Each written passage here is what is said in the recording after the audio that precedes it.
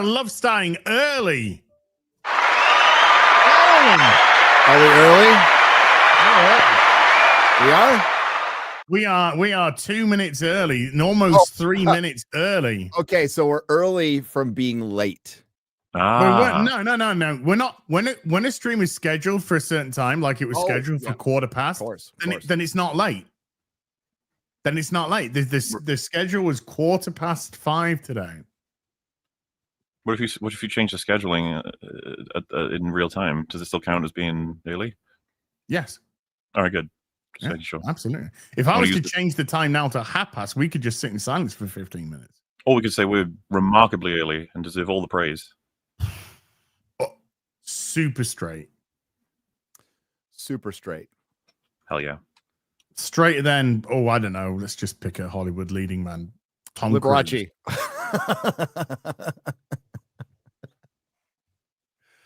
Straight as Jeremy Griggs. Yeah. Straight as a 9 bob, no. But we the reason why we needed a little bit of extra time today is we can't tell it.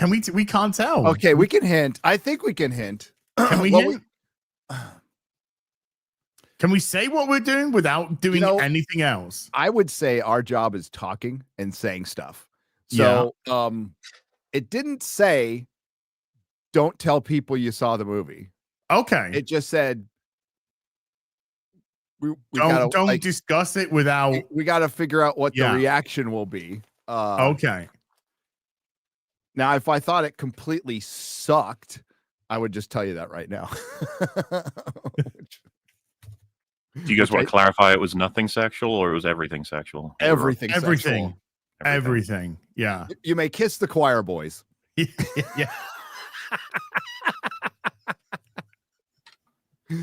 So no, it was not Doomsday. It was not Jesus Avatar 3. Jesus is Doomsday. Jesus is gay.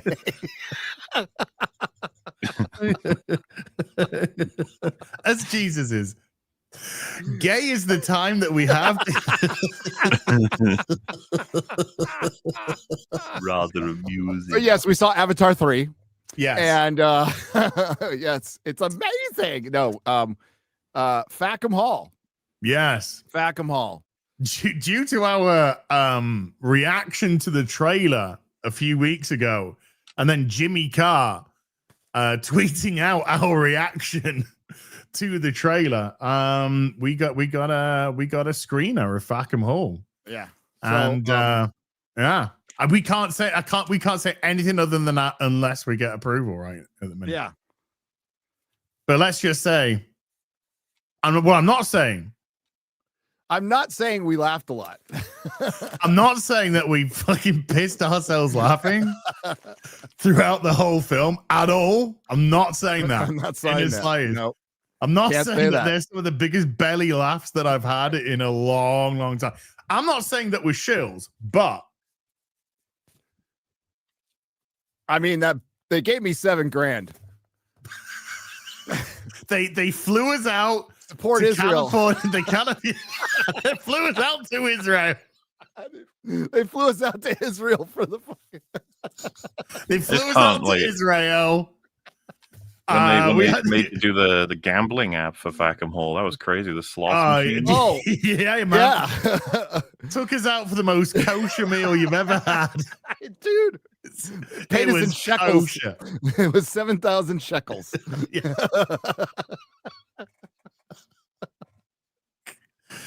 Oh man, when we went for matching Star of David tattoos afterwards. We did.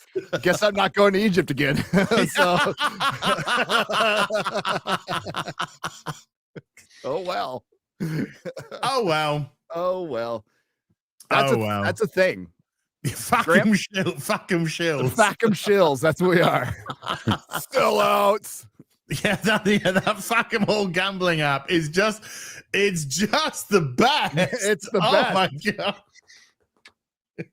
Tippity slots, dude. If you took a gamble on watching Fackham Hall, then you can take a gamble on this app. You described it as cinematic.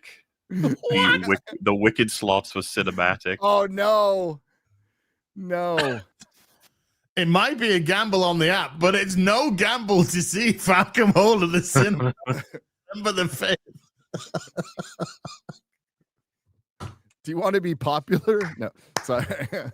Pop. Oh God, you guys didn't see it. Never mind. Oh, there's a lot. Can't say anything. Can't say anything. There's lots of visual gags and stuff. Yeah, so. Yeah. Yes. Damn. Okay. Yeah. Well, we've got to wait. We've got to wait for the email about what we probably can said way too much anyway. But whatever. Probably we'll never get a screener. I never get them anyway. Yeah, I was fucking shocked. I'm like, what? Do you want to do this? Fucking shocked. I was fucking shocked. Dude. Yeah. Hi, everybody. Hi. Welcome to the Real BBC Bagging, Boarding, and Chatting. I'm your host this week, Alex from Heel vs. Bayface, joined as ever by two co-hosts. Gary, how you doing? I'm doing good. I had it's a good. I had some good laughs this morning. Really? Yeah. Okay, that's not relating to anything at all. That's just been discussed. Not at all. No. Got some comic books to bag and board. I guess we can discuss one episode of Stranger Things with MauLer, which is better than nothing, which is good because I have a lot to say about it. There's a lot to say about the one. Yeah, there's a lot to say, and Gary looks cold. It's cold. It's like legit cold here today. You got central heating? Yeah, I turned on my heater and got a fire. Okay. I'm still cold, but yeah, lots to talk about with Stranger Things. Going back and forth on whether I want to make a video or not. Poor Garrett's been waiting, but I'm like, But I watched it all again yesterday, and it didn't get any better. There's some stuff I like. There's stuff I like in it, but I haven't seen season 5 yet. I've finished season 4 off now, so I've seen the final episode of season 4. So I've got the conclusion season 4. But I've been, I do a little bit of doom scrolling on my Insta reels, and every time something comes up in relation to Stranger Things 5, it's always taking the piss out of Will overacting. Like Will, when he doesn't get attention for 5 minutes in Stranger Things 5, and he's something like, you gotta be careful with those memes, though. Like, it's weird as someone who's watching Stranger Things come out in real time over the course of these, I guess, 50 years. It's been strange. I don't know if you remember, Gary, but once upon a time, he was like the golden boy of the show. Everyone said, like, oh, he needs more scenes. He's a great actor. He deserves better. The writing's failed him. But ever since he shared a particular perspective, he's become the worst actor on the show. The worst actor on the show. Basically. Yes. Yeah. So if we're really talking about acting quality, I'm just saying, like, I don't think the internet's a good barometer for that right now. No, and let's be real. The acting quality on the show is like you get whiplash because there's really good. Yeah. There is the Vecna Henry actor is really good. Hopper, really good. Steve, really good. And then there's kind of everybody else. And Eddie, right? He was really good. Eddie was really good. Dustin's good. Dustin's really good.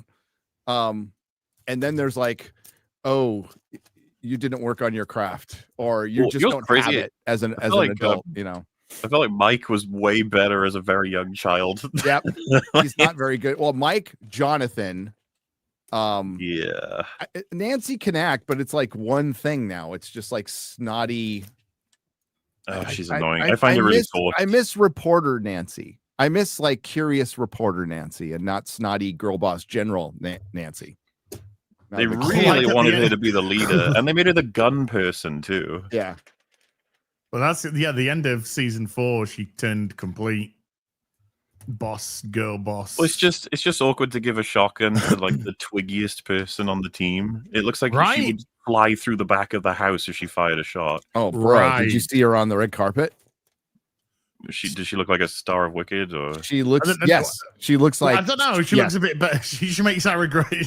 She looks fat compared to Ariana Grande, but she's always been very thin as now. Yeah. Dude. Okay. She's always been very thin. Bro. Here we go. I'm gonna share this, bro. Okay, bruh. Dude, bro, Bruh. bro, Bruh. dude, Dude, bruh. bruh. What? Whoa. What? Well, yeah. Poor girl needs a cheeseburger. I didn't. I mean, I like, haven't seen this, she bro. needs a cheeseburger, and this isn't some AI. Hang on. Another fictional universe do you think could actually beat Vecna? I guess a young cast growing up. I mean, we talk about Harry Potter sometimes. So I'm like, Voldemort. Yeah, that's not. I'm not even laughing at that, dude. No, That it's what's going on in Hollywood right now. That like this needs to stop. Feed these girls. Full-figured women are fucking hot. Curves are hot. Ozempic skitty skeleton is not. It's not healthy. It's horrible for your organs, and you're not going to live very long. Karen Carpenter. No, One of the she most had beautiful anorexia. Yeah, voice of an angel. Voice of an angel. One of the like super talented, great drummer. Great drummer. Taken too soon because of anorexia. Yep. Damn, I had not seen that. I had not. Shoof. Yeah. Yeah, that's worrying. Don't It's do that. worrying. It's not concern trolling either. It's like No. legitimate sort of. No. So as will live forever. Because I yes. think she can act, and I think she would live longer and get plenty of roles if she just was healthy. But I've got plenty to. I will transfer some of Mhm. my person of fat. A charitable donation. I would do it to Cynthia Erivo, to Ariana Grande, to I don't know what her name is, Nancy. I have a surplus that I am prepared to part with. A carefully constructed surplus. You've tried to keep a good gold mine there, you know. I have a keg of calories that can be tapped. there you go. Stranger Molly. Things. Molly, how you doing? Oh, I'm doing all right. Yeah, I'm good. You know, I'm just a little bit tired. That's all. I've just been Oh, well, why would you be tired? just doing stuff, just doing some things. Yeah, Doing a bunch. yeah, Staying up way later than I probably should be for certain things in events. yeah. A little bit tired, a little bit sleepy. But at Yeah. the same time, you know, gotten some stuff done, a bit of work, catching up on different Yeah. things, you know, little bits and bobs here and there. Yeah. Nice to see you guys, nice to hang out, you know. Yeah. Yeah. Yeah.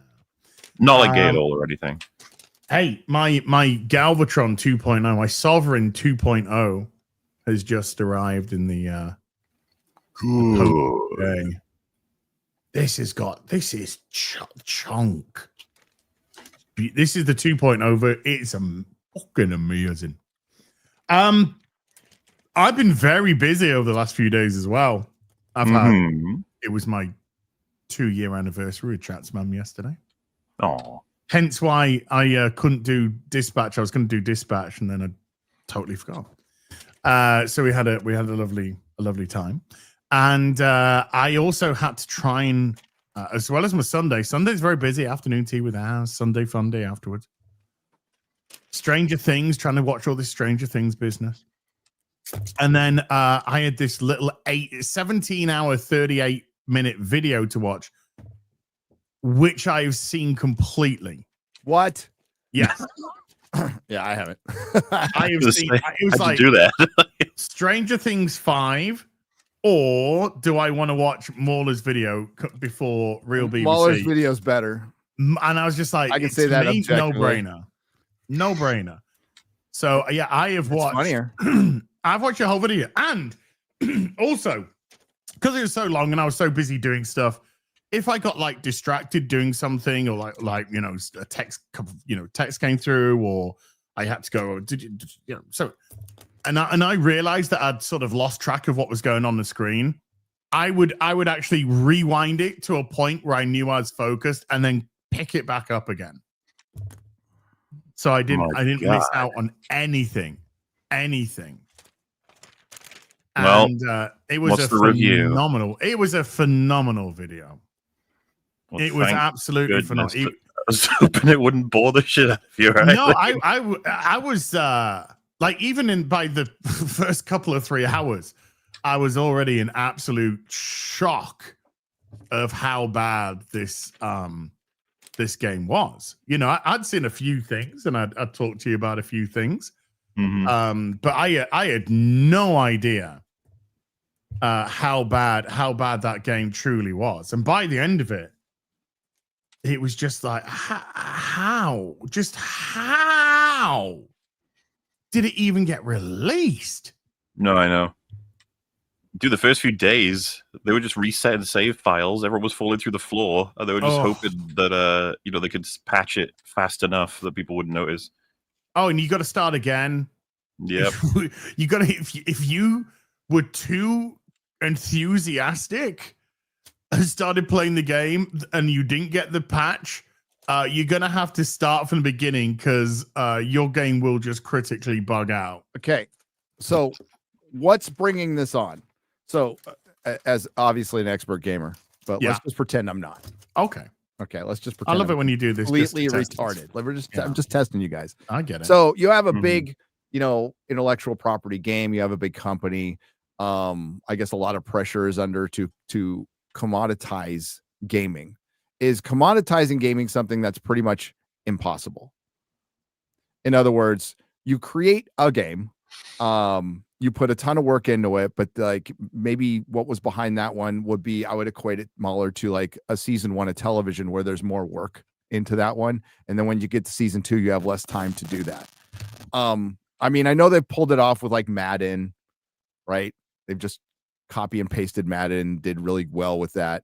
But as far as like set and maybe GT, what is it? Grand Theft Auto, that game kids like to play or whatever. Yeah, that's taken forever. Maybe that's the better route, but is commoditizing big games like this and even coming out with them within a few years just kind of something that's not possible?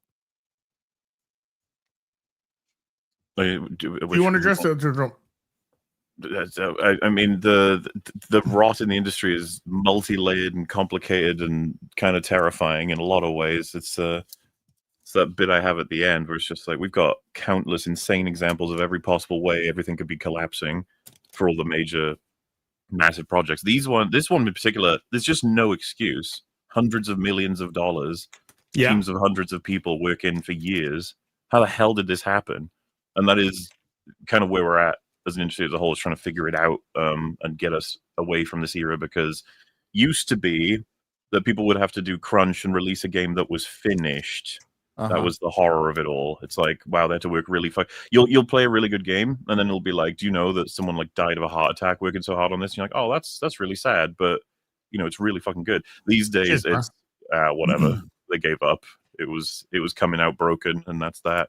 Just like, oh, okay. That feels like it should be illegal. Is there's just not enough talented people to make the games at this pace? There's a lot to be said about the AAA game industry and who they're currently employing. You tend to find that most of the talent from the AAA, put it this way, what made the AAA industry what it is, the vast majority of those people have now left those companies. They are a literal shell of those companies. They're living off their old reputations. Whereas the people who had the talent who have left, a lot of them have set up their own companies. They've set up new companies, and they're working on new stuff, and they're working on well, we've seen that with Rebel Wolves, CD Projekt Red, the people that made all the good Witcher stuff. They're gone. They've now set up Rebel Wolves. They're working on their own Witcher-esque game, and from what they're showing off, was it Dawn something? And from what they've been showing off, it's looking really interesting. And they're also remaking the Witcher 1 for CD Projekt Red. Now, to what level of autonomy they have, who knows? Do they have to work to certain guidelines? Most likely. Expedition 33, of course, which is most likely going to be Game of the Year. That is former Ubisoft employees who were sick of working for Ubisoft. They felt creatively stifled. They left, created their own company, and this is a miles smaller studio, like a fraction of Ubisoft, create Game of the Year.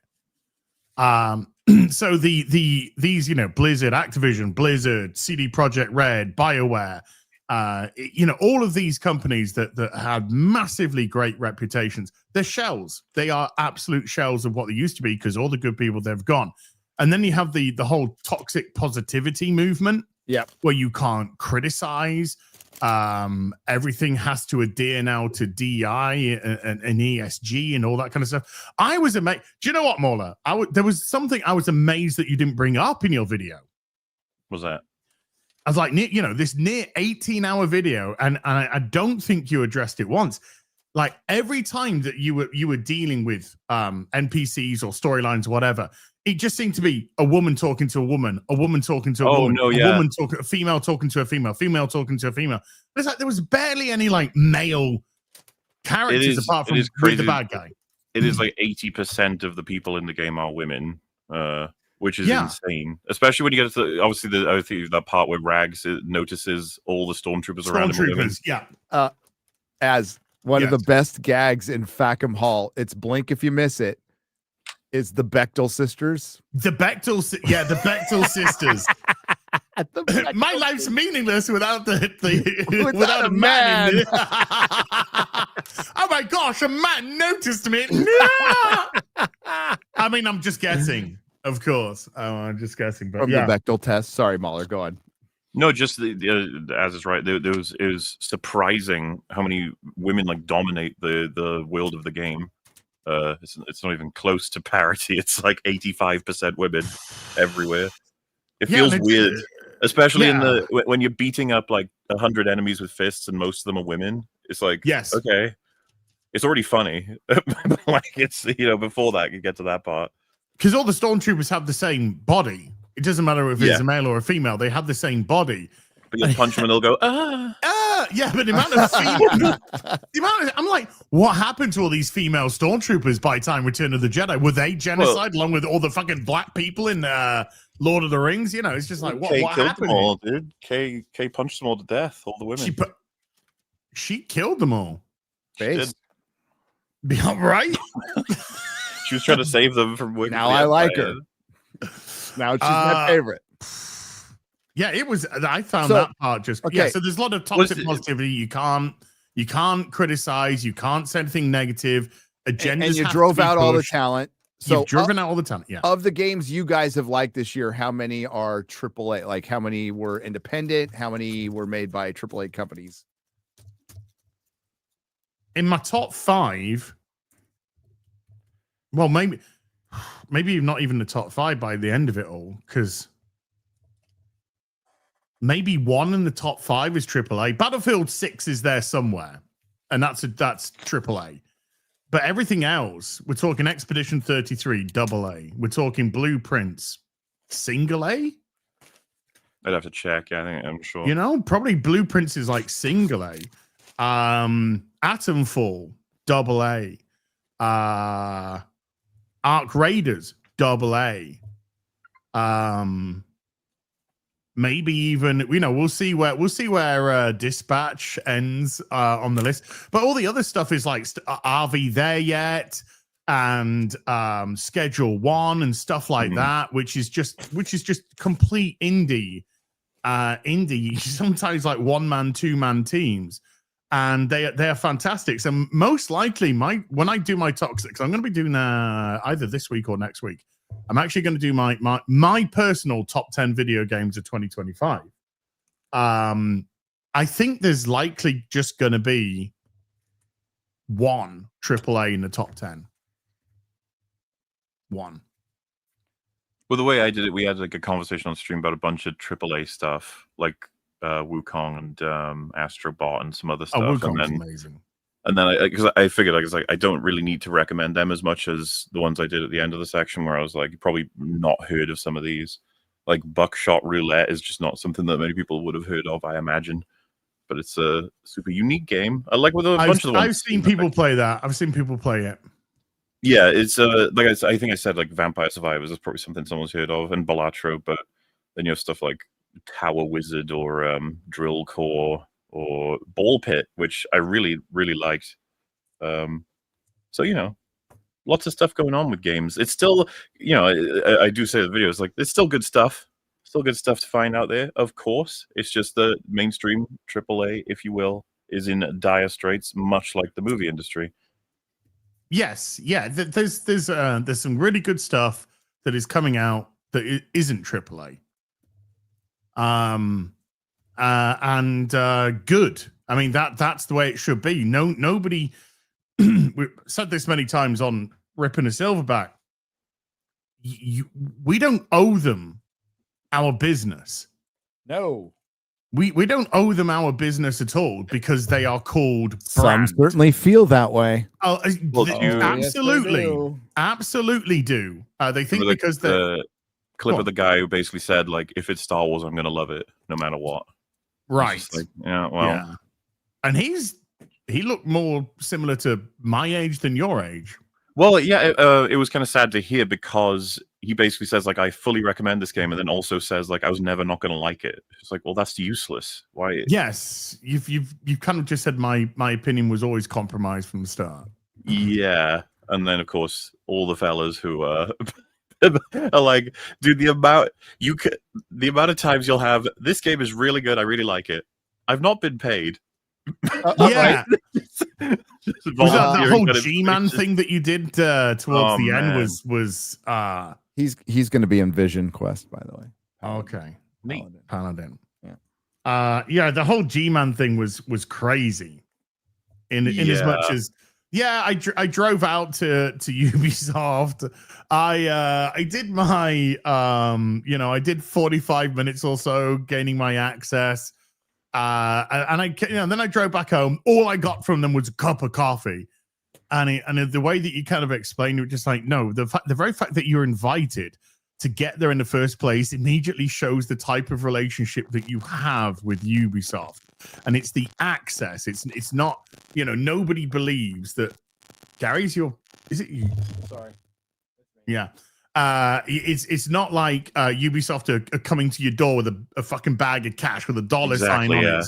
It's about the access that you get. It's about the interviews that you'll get because of this. It's about the early start that you'll get on your channel because of this. It's about the free copy. It's about the whole networking within the industry. You give a bad review, you're not going to be asked back. So you're immediately compromised to make sure that your review, at the very least, is a very toned down version of what you think, in an effort to get future access. Yeah, major problem of rot, and it's so fucking annoying to listen to these people pretend like they don't understand in order to keep benefiting. It's like, no Ubisoft employee sent me an email saying you must give us a positive review and we will pay you X amount. That never happened to me because that's illegal. Do you know that's illegal? They can't do that because that's illegal. And it's like, yeah, so they're gonna do the alternative, which is, hey, did you have fun?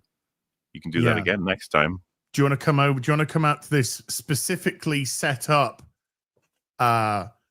journalist, whatever they want to call it, reviewer event that we'll fly you out? You stay over a couple of nights, give you a nice. Remember the Fallout? Remember Fallout 4? Yeah. When they did the whole event and they had all of the influencers, whatever you want to call them, and they just got immediately back to their hotel rooms on the first night and started showing off all of their gift bags. Yeah. As if they were almost told. He said, I have no relationship with Ubisoft. Like, no relationship. What, did you just wake up that day and decide to travel 45 minutes to Ubisoft? Yeah. Knock on the door and go, hey guys, do you mind if I just come in and start playing Star Wars Outlaws? I love the idea that they contacted me because of my integrity and they're desperate for my opinion. Oh yeah, man.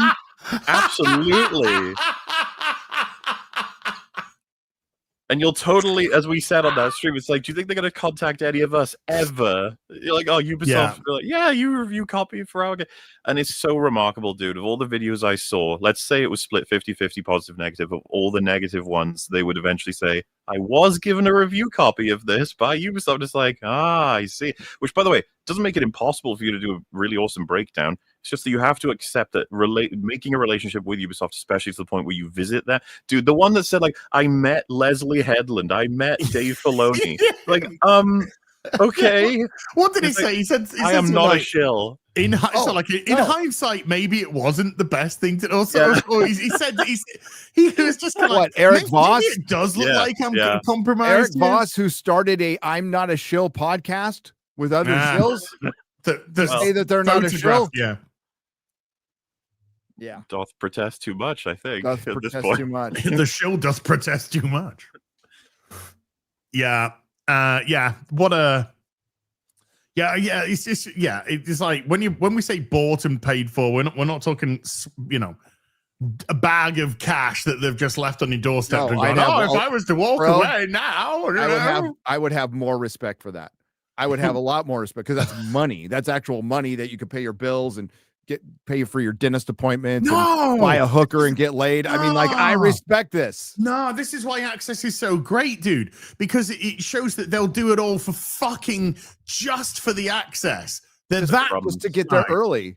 See, the thing is, they're all fighting to get there early because the reviews are all the fucking same. They're all like Chris Stuckman reviews. I won't insult. Like Eric Voss has more personality than Chris Stuckman. Yeah, that's a compliment. Well, it's not hard. That's a compliment, right?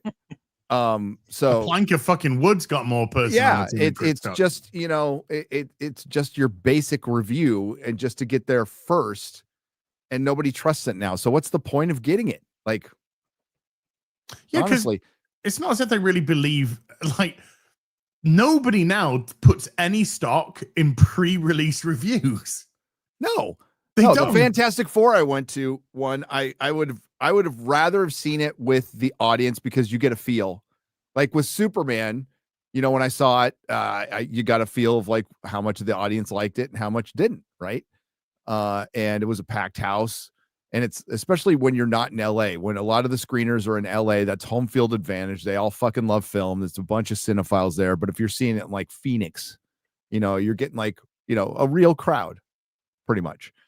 And I think that gives you a better idea of like how other people feel about it. You still don't let that taint your review, but it's more real than seeing it early. Who gives a shit? Except for Fackham Hall. What's the name of the company that puts out Fackham Hall? I got to say they're the greatest studio that ever lived. It's Shilarius. Shilarius Studios. That was crazy, by the way, because the G-Man Live stuff, he reviewed an earlier game than the one that got released on day one that was a complete fucking calamity. And he still said it was like this great, awesome thing that everyone should love. And dude, when he said that you play as the man with no name in space, basically, I was like, fucking hell. How much did they? Because you automatically said, how much did they pay you? And he'd be like, didn't pay me anything. It's like, no. And that's what's really sad. You sold out for nothing, man. I hope they give me access. What was her name? What was her name? K-Vess or K-Vess, that's it, yeah. It's like playing the man with no name in space by playing K-Vess. It's a woman with a name. You know what I mean? Like, when someone says things like that. It's like playing the man with no name, except it's a woman with a name. With a name.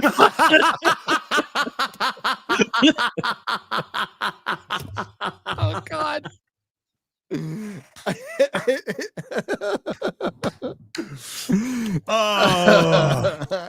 mean, it's like exactly like. You hear that shit and you're like, you're just lying. Why are you lying? To maintain access. Exactly. And then you could be like, no. That's my honest perspective. And you're like, well, then you're in more trouble, aren't you? Your brain is fucked. If you're telling the truth at that point, which is hard to tell. But, so much of it, he got so fucking angry at his audience and deleted the video. Deleted all of it, yeah. He believed in his video so much, and he believed that he wasn't compromised at all so much that he deleted it. I'm sure that he's done his job on the front, but because everything they showed him. Sorry, I have to correct you. It wasn't a review, of course. It was a preview. Right? Yeah. Fuck off. It's almost worse. It's like, so it's just an ad. That's what I think Moriarty on the stream said at the time. He's like, this is just a fucking ad. This is all you've done. You sold yourself out to promote what is essentially one of the worst fucking games that was made that year. Good job.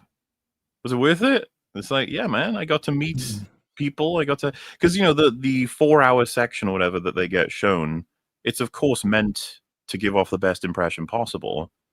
And for some reason, that's just not even counted. It's just like, nah, I played a really good fucking game. Everyone should check it out. It's so awesome. Like remember the part, right, where it's like, you know, you have Empire checkpoints and you got to get through with fast talking. You got to figure this out and the other thing out. It's like, it's just a cutscene. It's an in-game cutscene that happens once. You can't do anything. What was it? Negotiate. Oh god, it's all bullshit. Whenever you get the negotiate option, and negotiate in the game apparently just meant come up with a really shit lie. Yeah. Oh man. When you expect negotiate to open up into a bunch of options, but no, Yes. it's one option. It's just the alternative force of dialogue. The dude who was like, "Can I have some Bacta?" and I wanted to choose like, "I don't have any on me." Instead, she says no. Yes.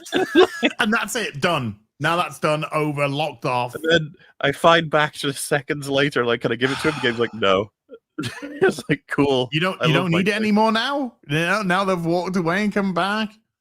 But no, it was crazy. It was just crazy seeing the level of utter incompetence. I mean, it is incompetency. It's like the people who are doing this, they clearly didn't like either know their systems or know how to program or what. But you know, they're just like god awful.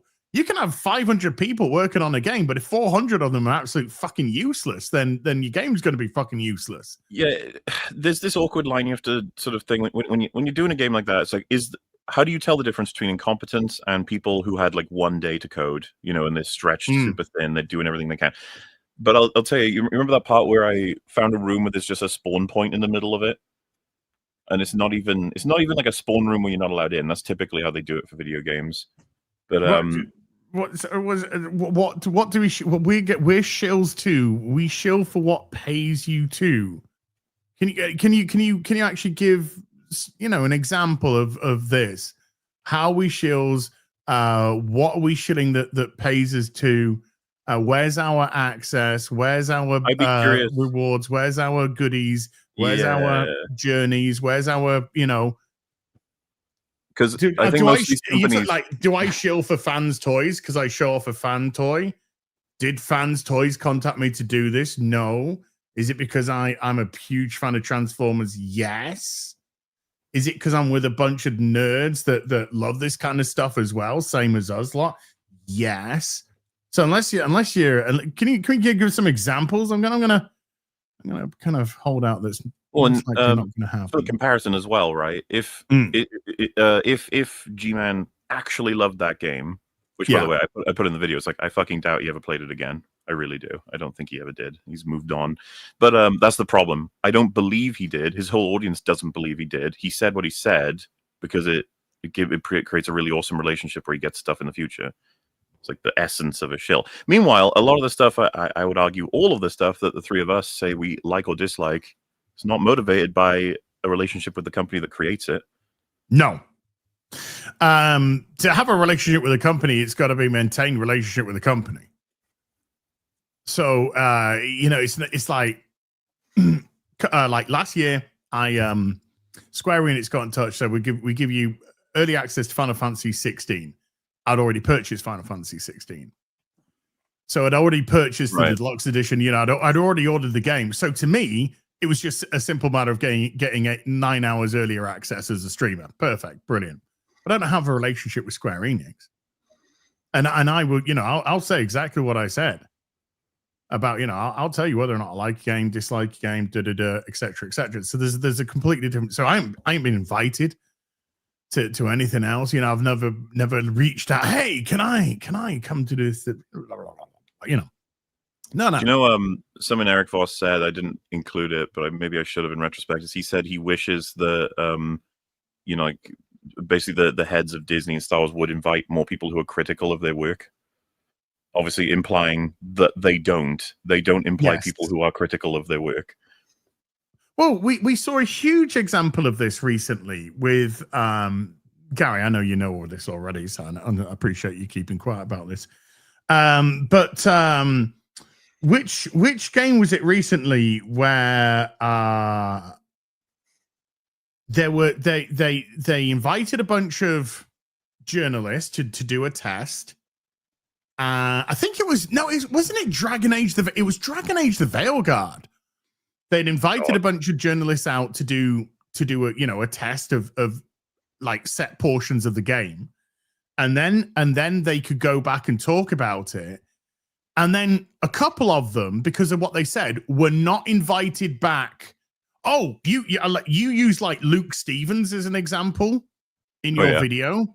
Well, he was one of them. He was one who was not invited back to do another review or early access or whatever it was of the Veilguard because they didn't like his preview of the game. So yeah, that is a perfect example of what happened. I know, Gary, chat. I understand Gary can't shut up. I understand that, but we can all plow through this. You guys are doing this. You're doing great. I am busy. I am multitasking. That is a prime example of why they don't want to lose their access. And if they say the wrong thing, then the studio can turn around and go, "Sorry, not getting invited back now." In the clip set, right, you have all these guys saying like, "Yeah, I got sent it. I got sent 2 of them. I got sent this. I was contacted by this, this." And then you have Theory saying, "Yeah, they contacted me, and I said back, I'm okay with this as long as I'm allowed to say absolutely anything." And then he said I didn't hear back from him. That is exactly what I said to Square, by the way. That's exactly what I said to Square. I said, I mean, as long as I can say what I want to say. And they were not interested in you saying anything. They're interested in something very specific, and they got a filter for that. Yes. Here's a thing. I just opened up my Steam, right? And I went down to a very specific game on Steam. It's called Starfield. Oh yeah. Okay. Starfield. Last played September the 4th, 2023. Man. So when I did my huge round, I said, this was fucking, and then I tried to carry on for, I think, a couple more streams. And then I was like, I'm done. It's just boring as fuck. I'm done. I never returned back to the game since September the 4th, 2023. And I bet you, if you go onto these guys' fucking accounts, like with Star Wars Outlaws and other stuff like that, dude, the huge amount of them, their playtime will stop very, very quickly after the launch date or the review embargo date. When you listen to their praise, it does always feel begrudgingly sort of delivered a lot of the time. Like, no, I really do like this game. No, I do. I enjoy this game. Rough around the edges. It's a little rough around the edges. The dude who kept saying, like, people are saying I'm ignoring flaws and I've been paid, but no, it's a really fun Why would you say that? Why would you say that? That's so many of them say it like an odd thing to automatically. say. Why would you say that?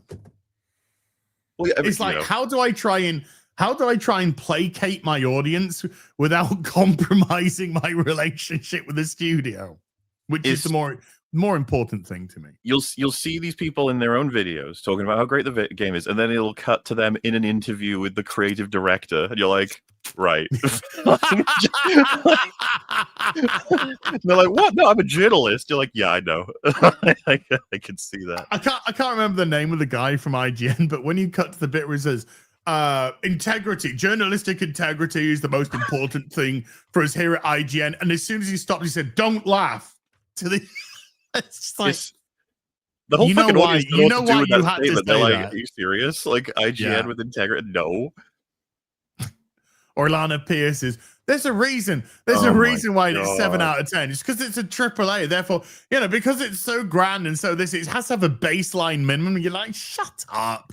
Dude, that woman has a brick for a brain. It was hard to like not include more of what she said, because we did a whole stream on her video, but that was the key part where she said Outlaws has to be considered better than the vast majority of games. It has to, because it's more complicated. I'm not kidding. Like, Gary, to translate, because I know you're a gamer god, but some of these things go over your head. It would be like saying Doomsday will automatically be an 8 out of 10 because of its budget and the amount of people who worked on it. Oh, we Like, hear it that ha- a lot, don't we? That's the lowest it could be. It has to be at least that. That's Yeah. why it translates so well. A1 Comics, great Northern California shop, Sacramento. Go check them Chill. out. Fuck yeah. Chill. Bought lots of comics at Chill. A1. They're I don't know if they're still around. I'm pretty sure they are. A1 Sacramento, great shop. Great shop. Yeah. But yeah, like I'm not even kidding. Like Tetris, Alana with the logic she has would be baffled if you said Tetris was better than Outlaws. Oh, She'd be like, "What do you mean? It's just blocks." Outlaws just- has like it's a just putting soundtrack blocks in that's amazing, spots. and yeah, and you got graphics, and you got trees and water. Well, and she's actually a voice actress on Dispatch. That's the Dispatch. main thing I've heard people say why not to play it. Well, I know, but the funny thing is, I think her character starts off with like one intelligence and one personality. Damn, they didn't have to be so realistic. so that's a game I'm going to play No. soon. There you So go. when I'm leveling up, when I'm leveling up and I'm putting points in, I'm always going right. Time to give Alana Pierce some intelligence. Okay. So not a very authentic game. No. If it was only that easy. Have you seen all the breakdowns of just how much she fucking lies? It's crazy.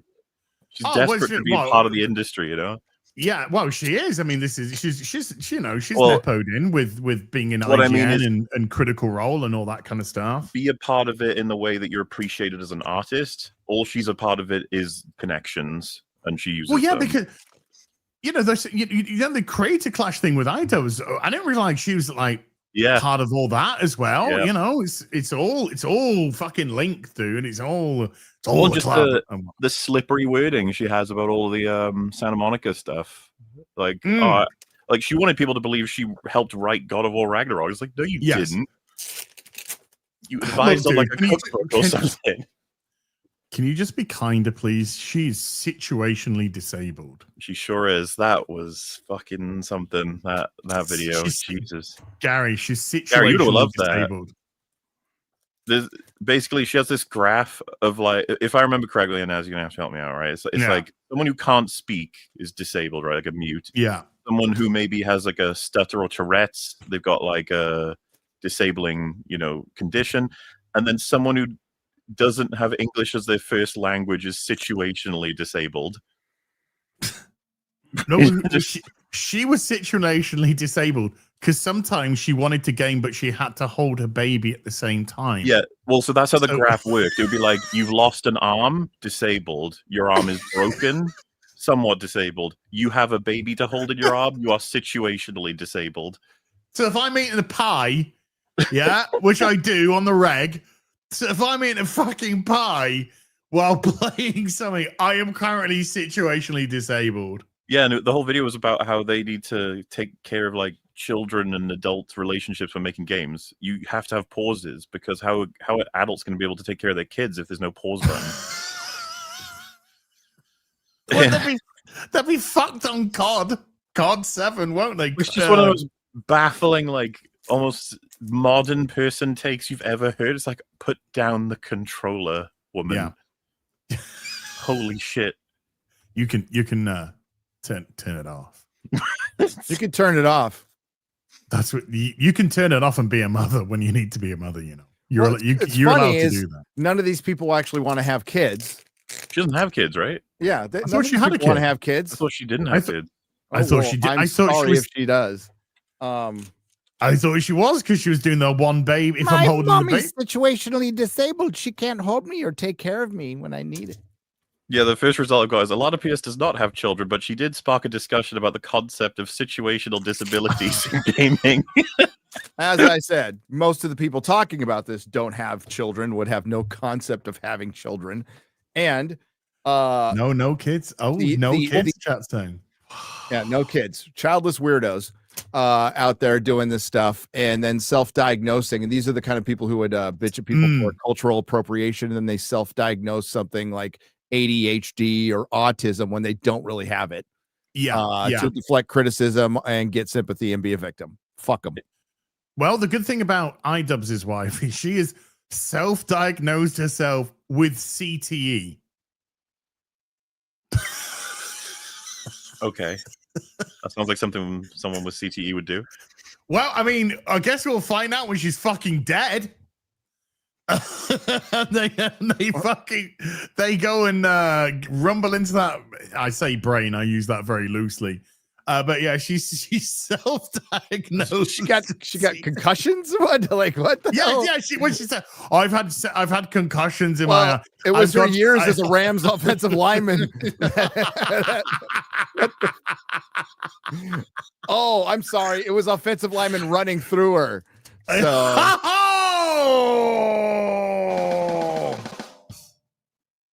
I guess that could cause a concussion. all the head bouncing on the fucking. Yeah. Yeah, I get it. Yeah. Spider-Man Christmas story. I know CT can only be diagnosed when you're dead. That's the hilarity of it. Yes, it is. That's the beauty is self-diagnosis from intellectual people. Holy crap. Yeah. Good. But I guess from this whole conversation that we just had, it's kind of making sense why Outlaws is the way it is. Made by those people for those people. Oh, dude, that clip where he says Kay Vest, she's a modern protagonist. It's like, Jesus Christ. Is she fucking ever, though? Just an absolute disaster. Also, just a horrible monster in the game, and the game has no idea. Like, those select moments where she'll just be like, I will kill people who are innocent for money. You're just like, oh, okay. But also she has a heart of gold. Don't you worry about it.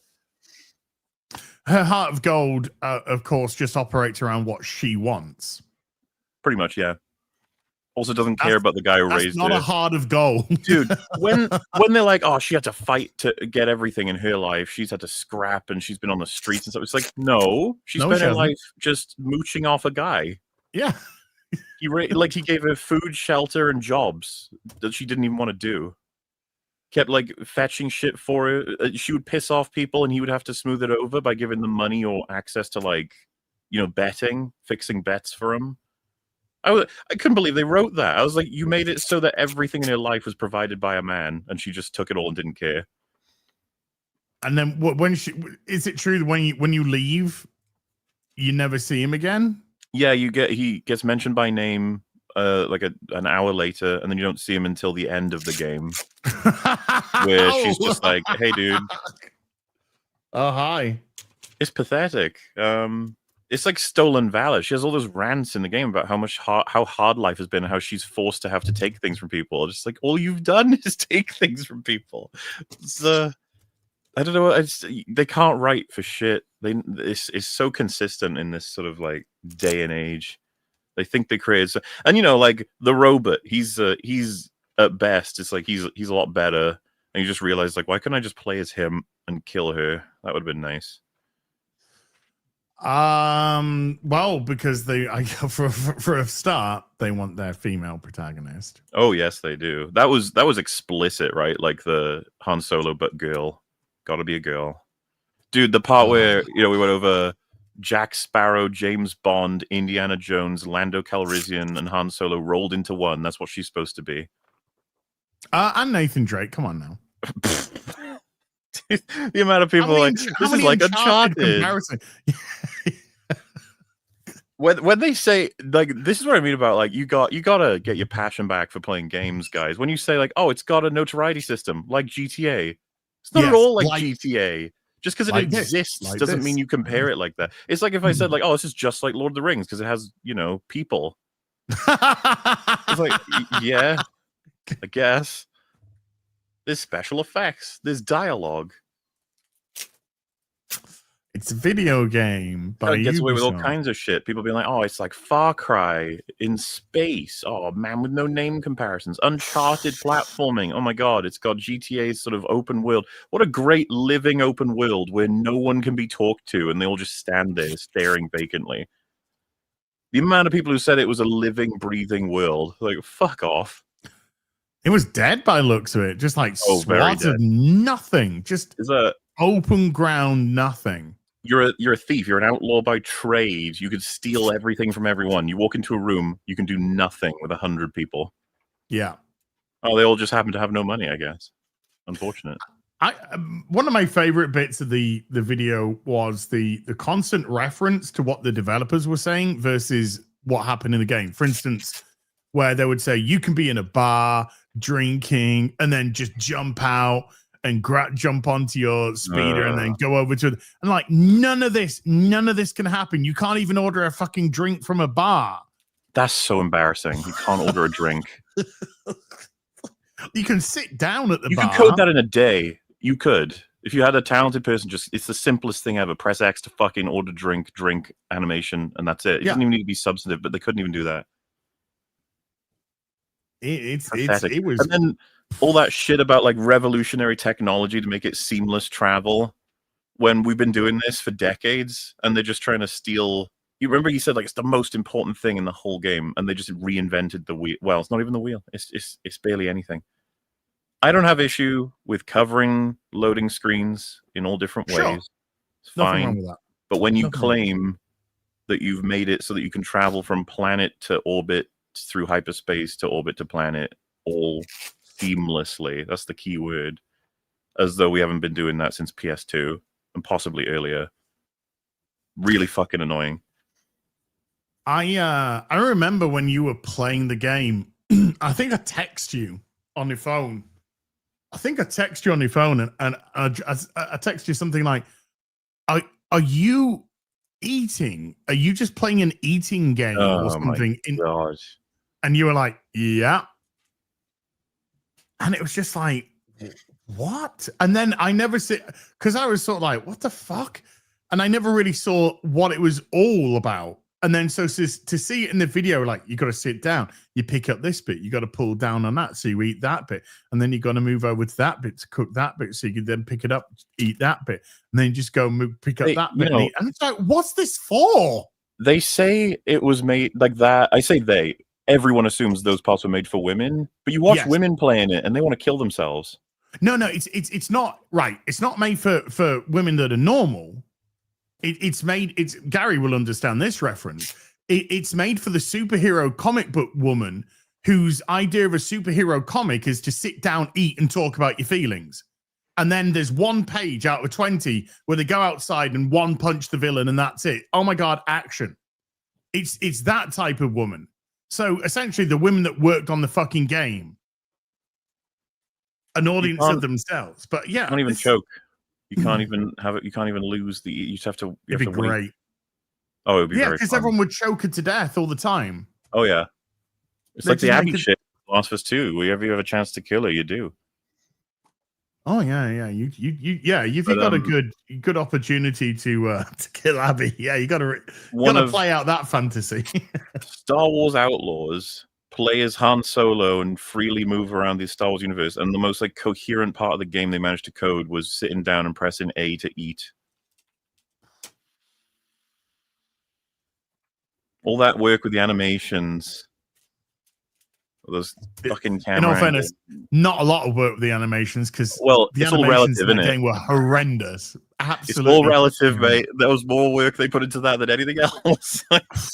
Yeah, but you saw that being just like, wait a minute, I legitimately think there's been more time put into that than actually crafting your exterior worlds of things to legitimately do that would be interesting and worthy of exploration, etc. But no.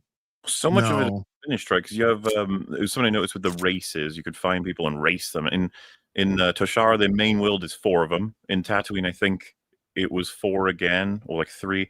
And then there's it was 2. And then on Akiva, it's like the other planet. There's none. You're like, oh, that's weird. And then the 4th planet, there's also none. It's like that actually accords to how much time they spent on each planet. Because the 4th planet doesn't even have an open world. It's just a small area. Oh, it's not town. finished. So every fucking element of that game is not finished, but they just got cut off, and they're like, "Well, fuck it, release it." And then people have the balls to say, like, "Oh, they fixed it, guys! Full rehaul. It's a better game than ever." You play it, and it's all the fucking same, except now they've removed all the consequences of the stealth sections, which to me isn't even like that shouldn't be considered an upgrade. That's just lateral, if anything. Oh, there's a free. Let's just. I mean, Steam's a barometer to go by. It's an interesting barometer. This is the current state of Star Wars Outlaws at the moment. There is Currently 272 people playing on Steam right now. If we go to an all-time release, so I take it these spikes are potential patches or DLCs because they've had a couple of DLC. And it's like you do not retain anybody. No, they all fall off straight away. It's just it's like, oh, something new to do. Oh, it's crap. So something new to do. Oh, it's crap. Oh, something new to do. Oh, it's good. And now it's like in the doldrum. You know, the scarier part is I'm pretty sure it's considered mostly positive on Steam, which is insane. And you'll find like the reviews are very, look at that emoji to represent it. Yeah, it's like we're fucking around emoji. We're fucking with you emoji. Oh. I said in the video, the greatest trick the devil ever pulled was convincing people Star Wars Outlaws was mediocre. Like, how did you do that? It's incredible. Yeah, but yeah, every time you cut to a reviewer, like a shill reviewer, that was just they were spading like it was going out of fashion for Ubisoft. It was embarrassing. Did you like the guy who had the really like deep voice, but his mic kept crackling? Yeah. Oh, yeah. I was like, what the fuck? Star Wars Outlaws isn't just a good game. It's Star Wars Outlaws is a great game. It's like, dude, if you just took that cock out your mouth, we'd be able to hear you much better.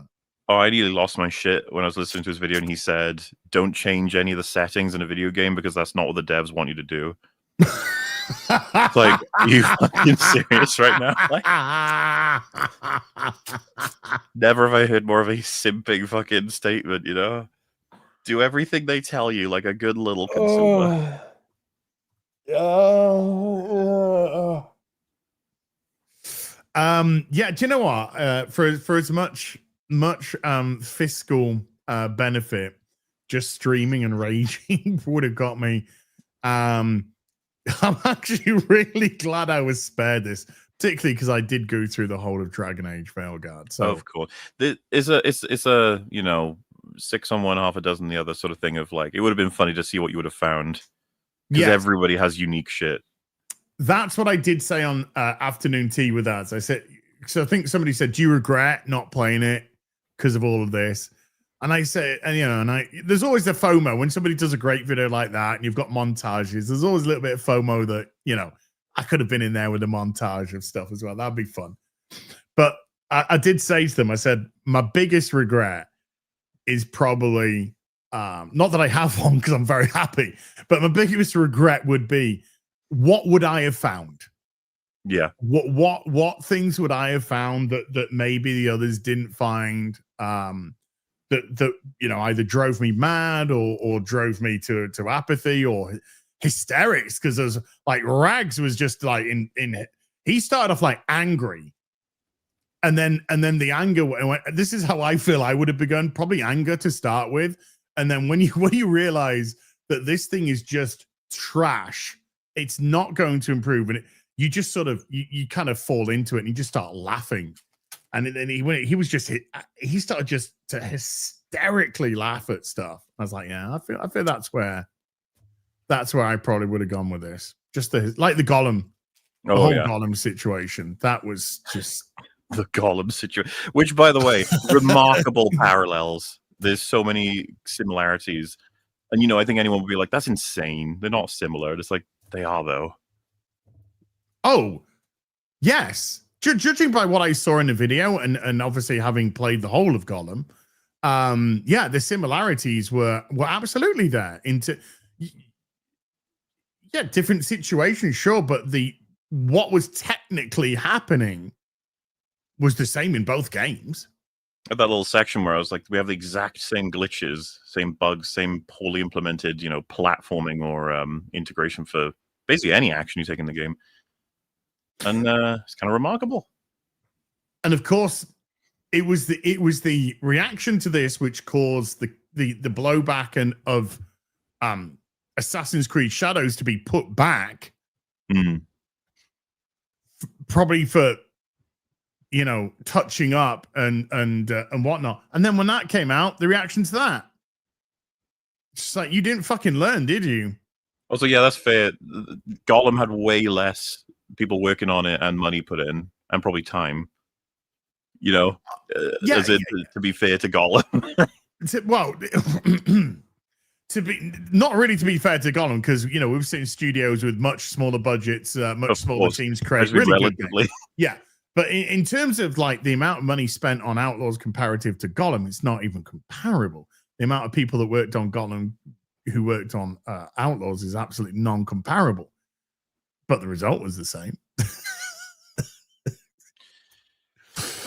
There is stuff in Gollum which I will never believe that I've actually witnessed in a video game. It is AAA shovelware, essentially. No, it's Ubisoft. Yeah. This is who Ubisoft have been for years and years. This is what the AAA gaming industry has been for years and years and years. And no, this to me, this is absolute. It's like expected. This is what I expect from Ubisoft. I don't expect innovation. I don't expect tightness. I don't expect great gameplay. I don't expect great graphics or characterization or story or dialogue. I don't expect any of these things from a AAA anymore. In actual fact, if I got that, I'd be fucking absolutely baffled beyond compare. I just saw a message. I think it's just sort of good time now to answer because we're on the topic. But Goblin Knight Leo said, I'm 11 hours in and haven't seen any footage from other Star Wars games yet. Not even the most direct equivalent in Shadows of the Empire. Why not? Merry Christmas from Florida.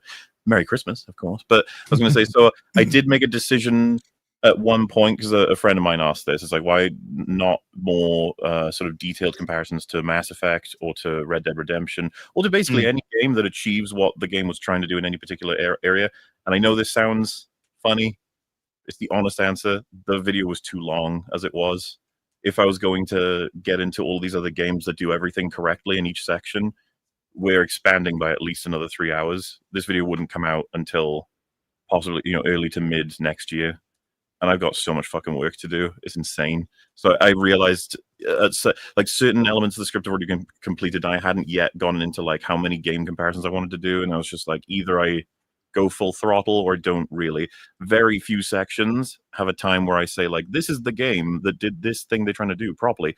I sort of stick to the theoretical. A lot of people watching that video, especially when you get past an hour, know what it's supposed to look like when it's functional, if you know what I mean. I don't think you needed to do that anyway. That wasn't the purpose of the video. I mean, well, I get it. I understand drawing certain comparisons, but this was a dismantling. This was very much a dismantling of this specific game. So sure, you could have done that, but in all fairness to MauLer with the video, the amount of times that the shills were constantly referencing other games, I think personally did that job for him. And it was funny to listen to them saying, oh, this game it's Red Dead Redemption, it's Uncharted, it's this, but in Star Wars or whatever it might be.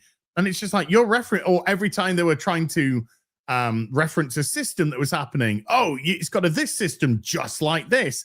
And every time you do something like that, you're just showing that your game is lacking more and more originality every single time.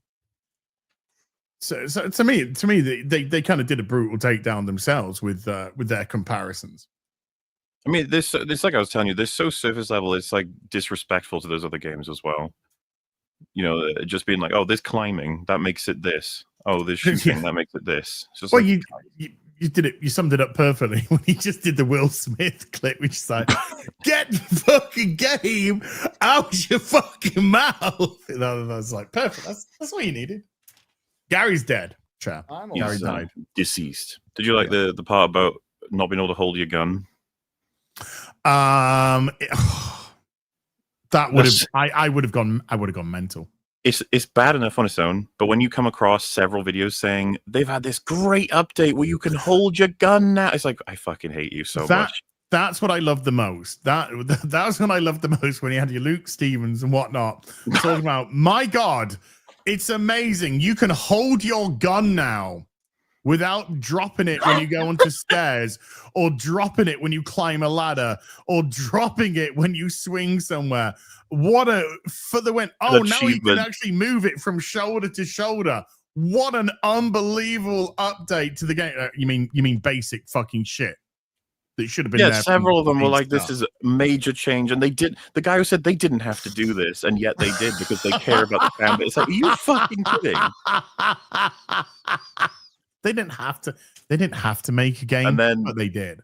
I can't. It's hard to pick like a favorite thing, but one of my favorites was the guy who spent a really long time trying to explain why it makes sense she can't hold on to a gun. Yes, she's nuts. She's quick and she's not strong. She's agile and she's avoiding fights, even though she's not in the slightest. And therefore, it doesn't work well with Kay Vess's personality that she'd hold on to these weapons. Just like, are you fucking retarded? Well, and saying like they didn't want to overburden you, right? They take your gun away from you because they don't want to. You don't want to be thinking about too much. It's like what. It's like shilling of degrees you've never seen. It's you play a game, you fall through the floor, and it's like, this is actually really awesome because it represents like a sort of abstract exploration of the mind, and you're just like, what the fuck are you doing? Just call it what it is, man. I tell you, one thing which had me howling is when they're going through this massive cope session of the update.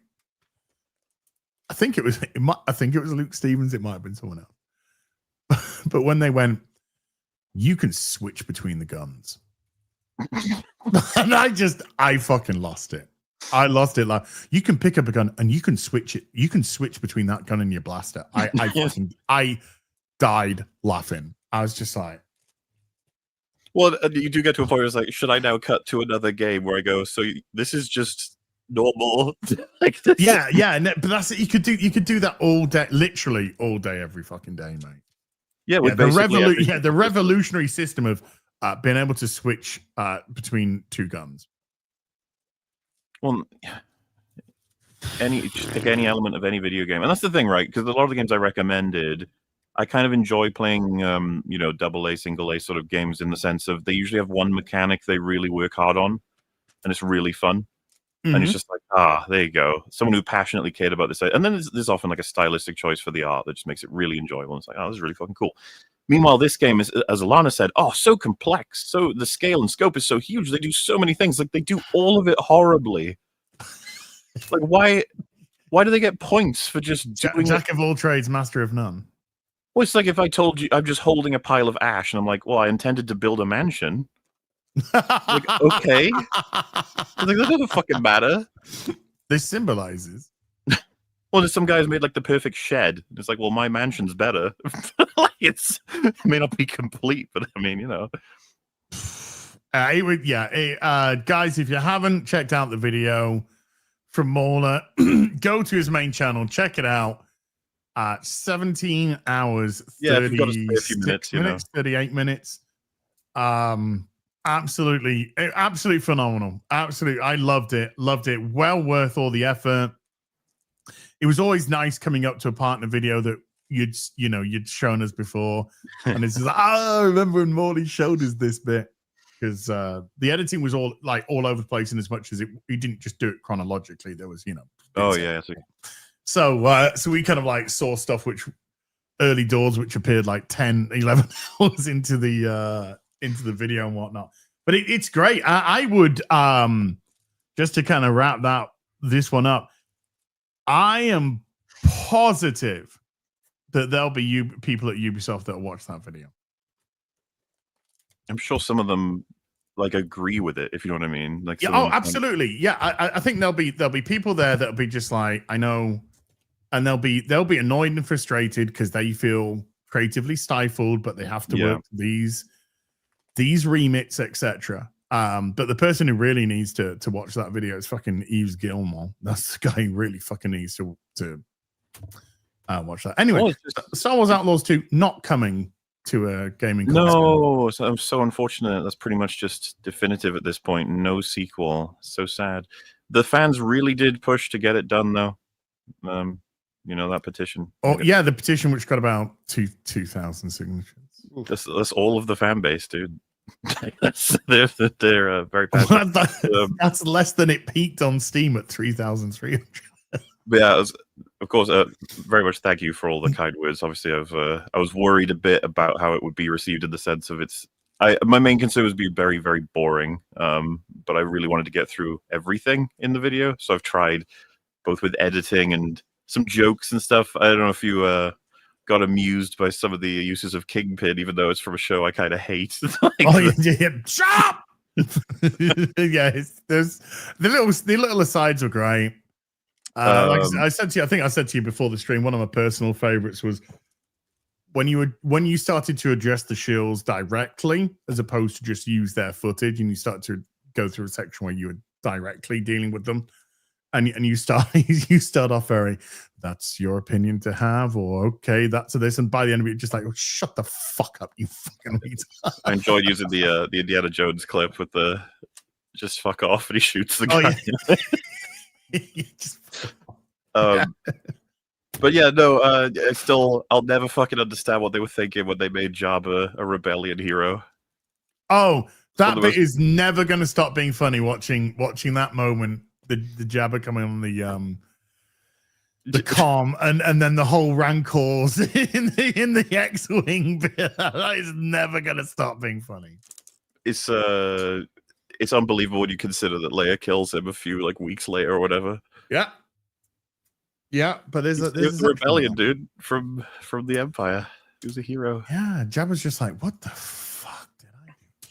Anyway, from one massive success, let's soar over to another massive success. SOAR.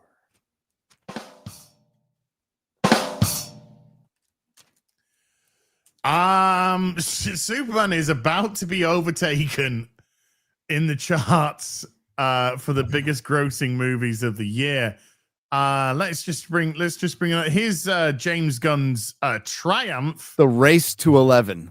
The Triumph that apparently has made $150 million profit, according to Forbes, is it? Even though that doesn't make any sense whatsoever with the maths at all. But don't let any of that bother you, ladies and gentlemen. So Superman ended its run with wait. Yeah. So by their numbers, yes, which were 225, yes, and 100 in marketing, 125 in marketing. So 300. They spent $350 million to make $150 million. They spent $350 million and have got and have made $150 million profit, apparently off a box office of 616. Because I guess a lot of theaters just went, do you know what? We don't need any money. Thanks for have it all, gracing us with your presence. We just happy, James. We're just happy to help. Yeah, because you know what? We hate Zack Snyder. Yep. So we're in this for you. We're in this for you, James. So yeah, by their own numbers, 350. They have to hit about 700 million to break even. By their own numbers. Mm-hmm. But somehow, even though they're in the hole for nearly 85 million, apparently they made 150 million profit. Congratulations, James Gunn. I can't wait. But there's been a film and the studio's for sale. And the studio's for sale, yes. And if it's and there seems to be a huge movement to bring something back, which it won't, but it'd be hilarious. It'd just be hilarious. But there's been a movie that's been out for 5 days, which is about to overtake it. Zootopia 2 did look at that fucking international. Yeah. It is stupid. And I think over 100 million of that is China. Relatively predictable though, right? This isn't shocking anybody that much. No, we thought that Zootopia 2 would go over Man of Steel by the end of the year. Oh, not that part. I just mean Zootopia 2 being super successful anyway. Oh no, we call this being a $1 billion movie anyway. It looks like how much into the billion is it going to do now? But yeah, it's been out fucking 5 odd days, 6 odd days, and already 590 million by an absolutely colossal international. Does this compete with Avatar? No, right? No. The Avatar just seems to go into a whole fucking. Well, it does really dimension of well its own. internationally too. Yeah. So that's the thing. It'll probably be based on the domestic. And it'll do numbers. big in China as well. Yes, it will. Yeah. Avatar. So yeah, we had the Wednesday, Famous Thursday, Friday. eco-friendly country, China. Absolutely. You know, maybe 85% of all emissions in the world come from China. But guys, if you don't recycle that fucking little bit of cardboard at home, then we're gonna jail you. Okay, you're gonna get jailed for that in the UK. So it's been out a week actually because of how early it dropped, but 163 million at the domestic box office. Only 4,000 theaters because you know your Supermans and whatnot, your Fantastic Fours and whatnot came out to more theaters than 4,000. But the international 426 million. And I don't know if look at that. China 258 million from China. Crazy. They really like their furry stuff. I don't know. I've never seen the movie, man. So I don't know. Not a true fan. No, I'm France not a bringing true in fan. 15 mil. And South nor will I Korea see the bringing movie. 13.5 mil. Yeah. I don't think I'd be going out on a limb, but I would question any number or thing coming from China. Is that? I mean, they're reporting the international box office. That's what I mean. That's what they're getting. Yeah, paid but on, they so. get it reported from China. So Yeah, sure, okay. I wouldn't say that China's looking to do Zootopia any fucking favors over any other. I was going to say, stuff. what's the motive exactly? Like, Yeah, There's a Zootopia land in the Chinese Disneyland world, whatever it is. It's very popular over there. I mean that to me is probably a good. I have a reason why it could do conspiratorial quite well. mind. I question everything. No, there's nothing Part wrong of with my generation but do you Nothing question wrong your with it. questions? all the time. All the time. China. In a way, that 2 on Zootopia looks kind of like a question mark if you knock out the bottom bit. So what you're trying to say is that Superman did 500 million in China, but they reported it as let's just see actually. Let's just see what China did. Oh fucking hell. Jesus, United Kingdom, what the fuck is wrong with you? But they reported it as 8 fucking million, but it's really 500. And that's why Superman's made all of the money. Sure. I can't wait for Supergirl. It's gonna be great. Oh my god. We should be getting a trailer soon. Apparently so. Yeah, within a week. Apparently so. Now, Wicked isn't performing great internationally at all. No. It's actually really struggling at the international box Completely office. shocked Cynthia Erivo is not an international I know. Well, all of these fucking freakish. I am shocked. Yeah, freakish skeletons that just she.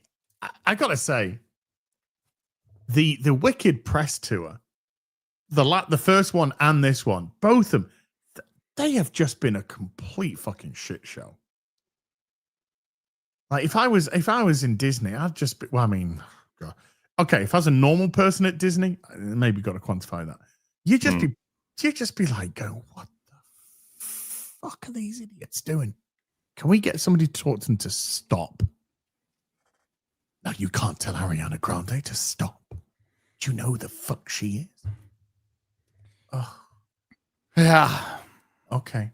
But yeah, it's struggling massively at the international box office. It's at 391 million now. With Zootopia doing so well, it could Go up, easily go up. start to pinch. Yeah. Oh, let me see its little wavelength. It's like Okay. in the It's nowhere near sad whaling or anything. But I think it's it dropped down 58, which I was a little bit surprised about. I thought it would be less. Yeah. So I was actually quite surprised at the drop. 58% drop. Its drop for the first week was in the 20s. It was really well, but in the first film. In the first film, yeah. But yeah, that international's got to be concerning for them, because this. I think this is tough. I'm rooting for it because it will help Superman get to number 11. So right, yeah, that's just that's my barometer. Wicked for good. That is literally the barometer I'm working off. I'm working off, is it going to beat Superman at the box office? And I'm like, dude, okay. I wouldn't have given a shit. It's like Superman comes and goes. Wouldn't have cared. Said my piece about the movie. It'll be the only Superman movie I do not buy in physical media ever. No, I'm never watch it again. Don't care about it. But holy shit, the gaslighting around this movie has been unfucking believable to where now it's, fuck that movie. Oh, yeah. The marketing, James Gunn, Peacemaker, everything that surrounded this fucking Gunverse can go fuck itself. It's awful. Awful stuff. I think this could peter out at around 550, 560, 570, Yeah. It's going to be interesting. It's going to be really interesting to see. What helps films with legs is a little bit domestic, but it is really international. That can pump something up. So when it's dying international, and we've seen this trend of the international numbers kind of dipping down, with two very big exceptions, and Avatar will be a huge exception too. But for the most part, the international audience is just sick of American movies too, and it probably has a lot to do with a lot of their home countries are making better. It's making better stuff, and they're tired of dated American fucking politics being in this stuff. Whether they agree with them or not, they find it annoying. Yes, but you want at the bare ass minimum your international to be in parity with your domestic. Ultimately you want it to be higher, but ultimately, yes. I think I'm really rooting for Wicked, because I would fucking die laughing if Superman did end the 11th highest grossing movie of 2025. I would literally fucking die laughing, and it would be a good death. It would be a good death. It would be funny. That would be fucking funny. Okay. So come on, Wicked. Now let's I want to look at another movie as well. Which movie? What movie do you think that could be? One more. Just one more. Predator. Yeah. Let's have a look at Predator Midland, shall we? Massive hit. The colossal hit, which is looking to lose about 50 odd million at the box office by the looks of it. It had. It did now, gentlemen. Dipped. Now. It did have a little bit. It had a good bit of help this week because of Thanksgiving. But as soon as Thanksgiving was over, then it was business as usual, I'm afraid, for it. But it actually performed better than the previous week on the Wednesday and Thursday. Well, I mean, if you're a dude and you're going to a theater this weekend, if you're like a dude and you're like, I have to choose between Zootopia, Wicked for Good, or Predator Badlands. It's not a good day for blokes, is it? No, it's not. You go see Sisu 2. Yeah. But it's down to like 2,750 theaters now. It's still looking like when the Monday comes in, that's going to be interesting. In as much, when I say interesting, I think the Monday is going to be down to about 600. I think now we understand why they chose streaming for Prey. Yeah, that decision seems to be to be. Oh, this movie make was more and more fucked sense. no matter Well, what. the money. I mean, I think honestly, Predator's going to have. It comes in with a fixed crowd and a fixed. It's got a ceiling, right, as far as how much it can make. So, arguably, you spend less money making it. You put $50 million in it. You make it rated R and violent as fuck, and you have a better chance of it being profitable instead of Yes. making Disney's Predator. If Budget this had a- down, violence up. Yep. if this had a budget of 50 mil and a marketing of 20, this would that would be budget, and that'd be 70. So you'd be looking at like 140. Yep. To break even. So this would be eking out a bit of a profit, but with a budget of 105. I think like 250, maybe 300 million worldwide is your max for a Predator movie, good or bad. Yeah. Like that's your max.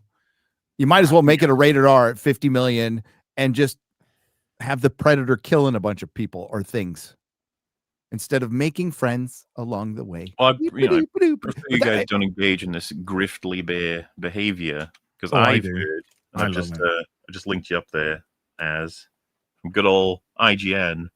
They made a post like just yesterday about how well this movie's doing.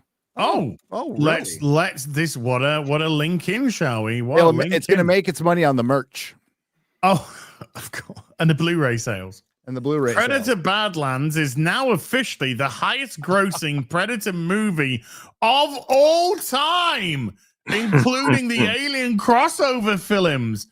Not Not adjusting for not inflation. adjusting for inflation. So But this not in headline, reality. this headline should end the Predator franchise then. If this is the Yeah. highest grossing one of all time, it's over, Johnny. It's over. So you're saying it's the highest grossing at 175 million? Oh, that's Fucked. not good, is it? Yeah, that's not adjusting for inflation. Wow. Aliens vs. Predator 2004 is the highest grossing Predator movie with 177 million. In today's dollars, that is $305 million. It's not even close. Yeah. Predator Badlands is expected to finish around 400 mil. I would absolutely agree with that. With a loss of about 60 mil, I'd say 50. I mean, I know we're kind of splitting hairs here, but yeah, around the 50 mil mark, I think is it what it's looking like it's going to lose. But AVP is better as well. 100%. Yes. It's We not get a shit on great all the time. movie, but I'd watch it every day over fucking that fucking shite. But yeah, the inability to this is what right, okay. I mean IGN know this and we are just wasting breath here. But this is why you are losing credibility by the day. This is one of the reasons when you try and be disingenuous to because you think your audience is fucking retarded, because you give people no credit whatsoever and you want to treat them as dumb as you are. This is why you lose credibility, and this is why you start to lose people because the people that actually have a brain cell, they want to communicate. Like many times have we sat here and we've said this before, and apologies if you've heard this again, chat, but many times we've sat here talking about movies that we have enjoyed, liked, loved at the cinema that's lost money.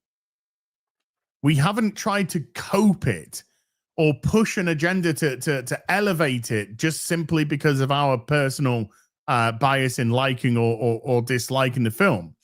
I'm, I love the Tom Cruise Mission Impossible movies. We all do in general, but both MauLer and Gary haven't been massively happy with the last two. And I've certainly enjoyed the previous one, the latest one. Not as much as the previous one, but I've certainly enjoyed the 2-part finale, so to speak. But I'm not going to cope and sit here and go, those movies made money. No, they lost hundreds of millions, which is sad because I love that franchise. But I'm not going to cope it for an agenda. It's just a bizarre thing to do, and I'm just a guy. This is an organization. So as an organization, they've got to have they just got to try and call it down the middle and not do this disingenuous editorialization.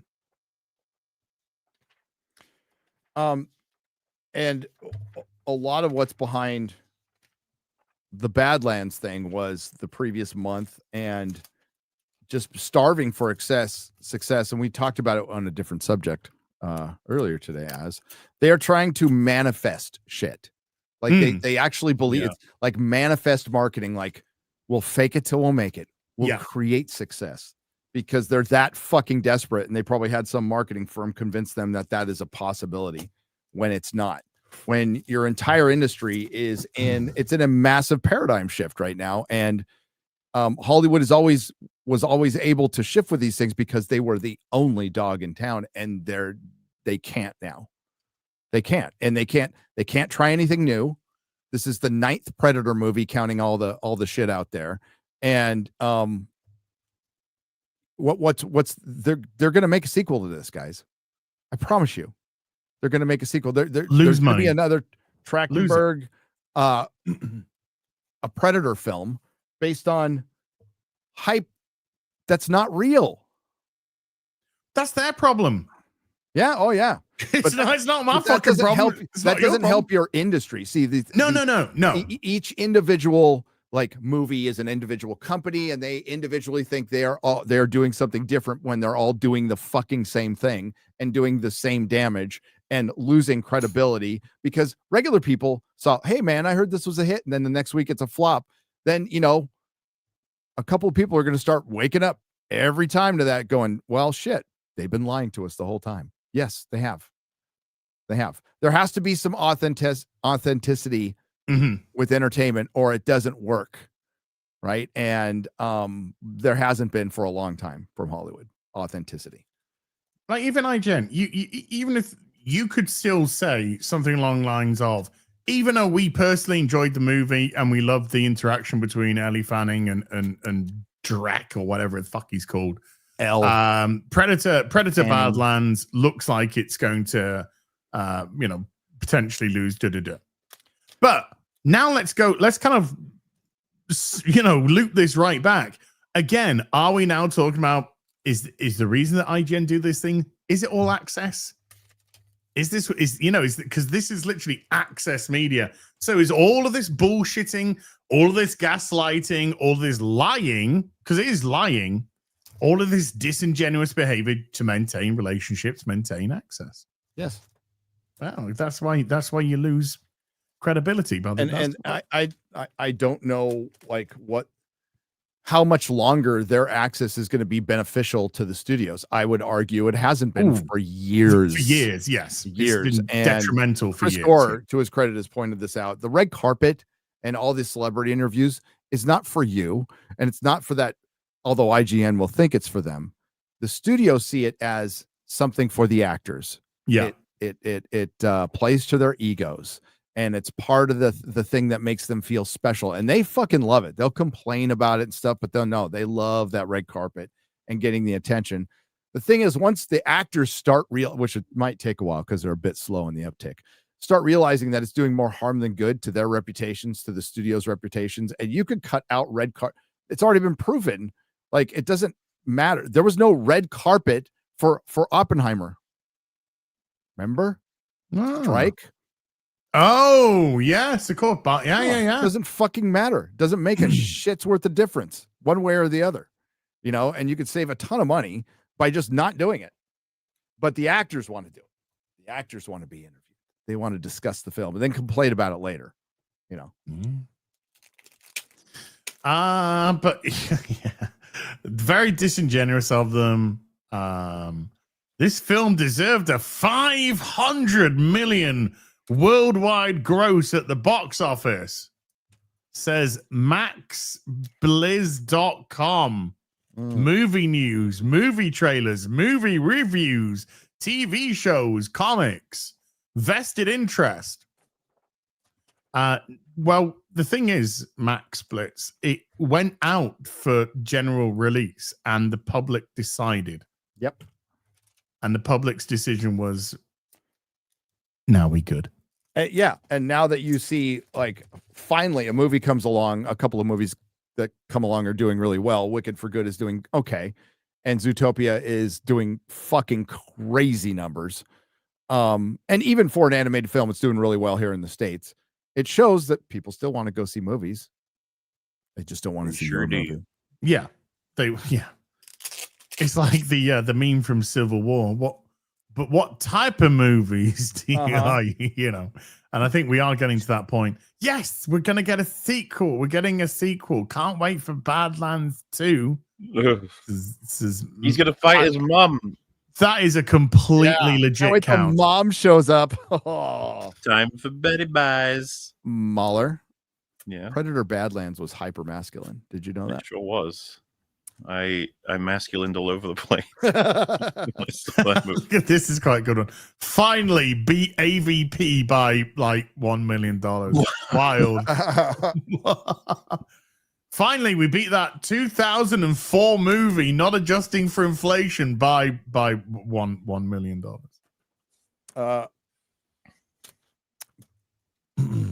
The local, well, it's only in one theater, but the local Stranger Things screenings have sold out.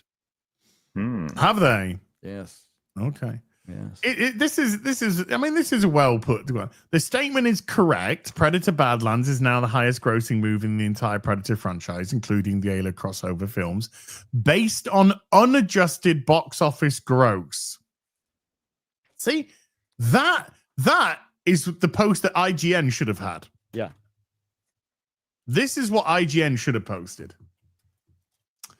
And that way you get to say what you wanted to say, but you remain within the boundaries of the truth. How 100 million is 800? Well, you see, you're trying to adjust for inflation there, Far, so that's not good. Well deserved. I'm excited for the sequel. Oh, sure. Okay. So when a movie loses money at the cinema, and then you create a sequel to it, obviously it's going to be a massive box office hit.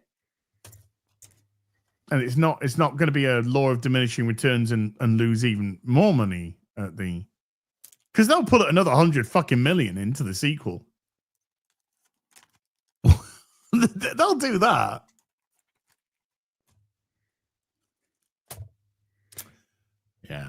Yeah. Best Predator ever. There you go. Ever. So, but this count. Yeah, that is absolutely a legit account. Absolutely. Absolutely. See, like the Tron Ares ones, which was Tron Ares fans for life, you know, like. Oh, should we do the thing? Should we do the thing that you can do now? Oh, yeah. Uganda!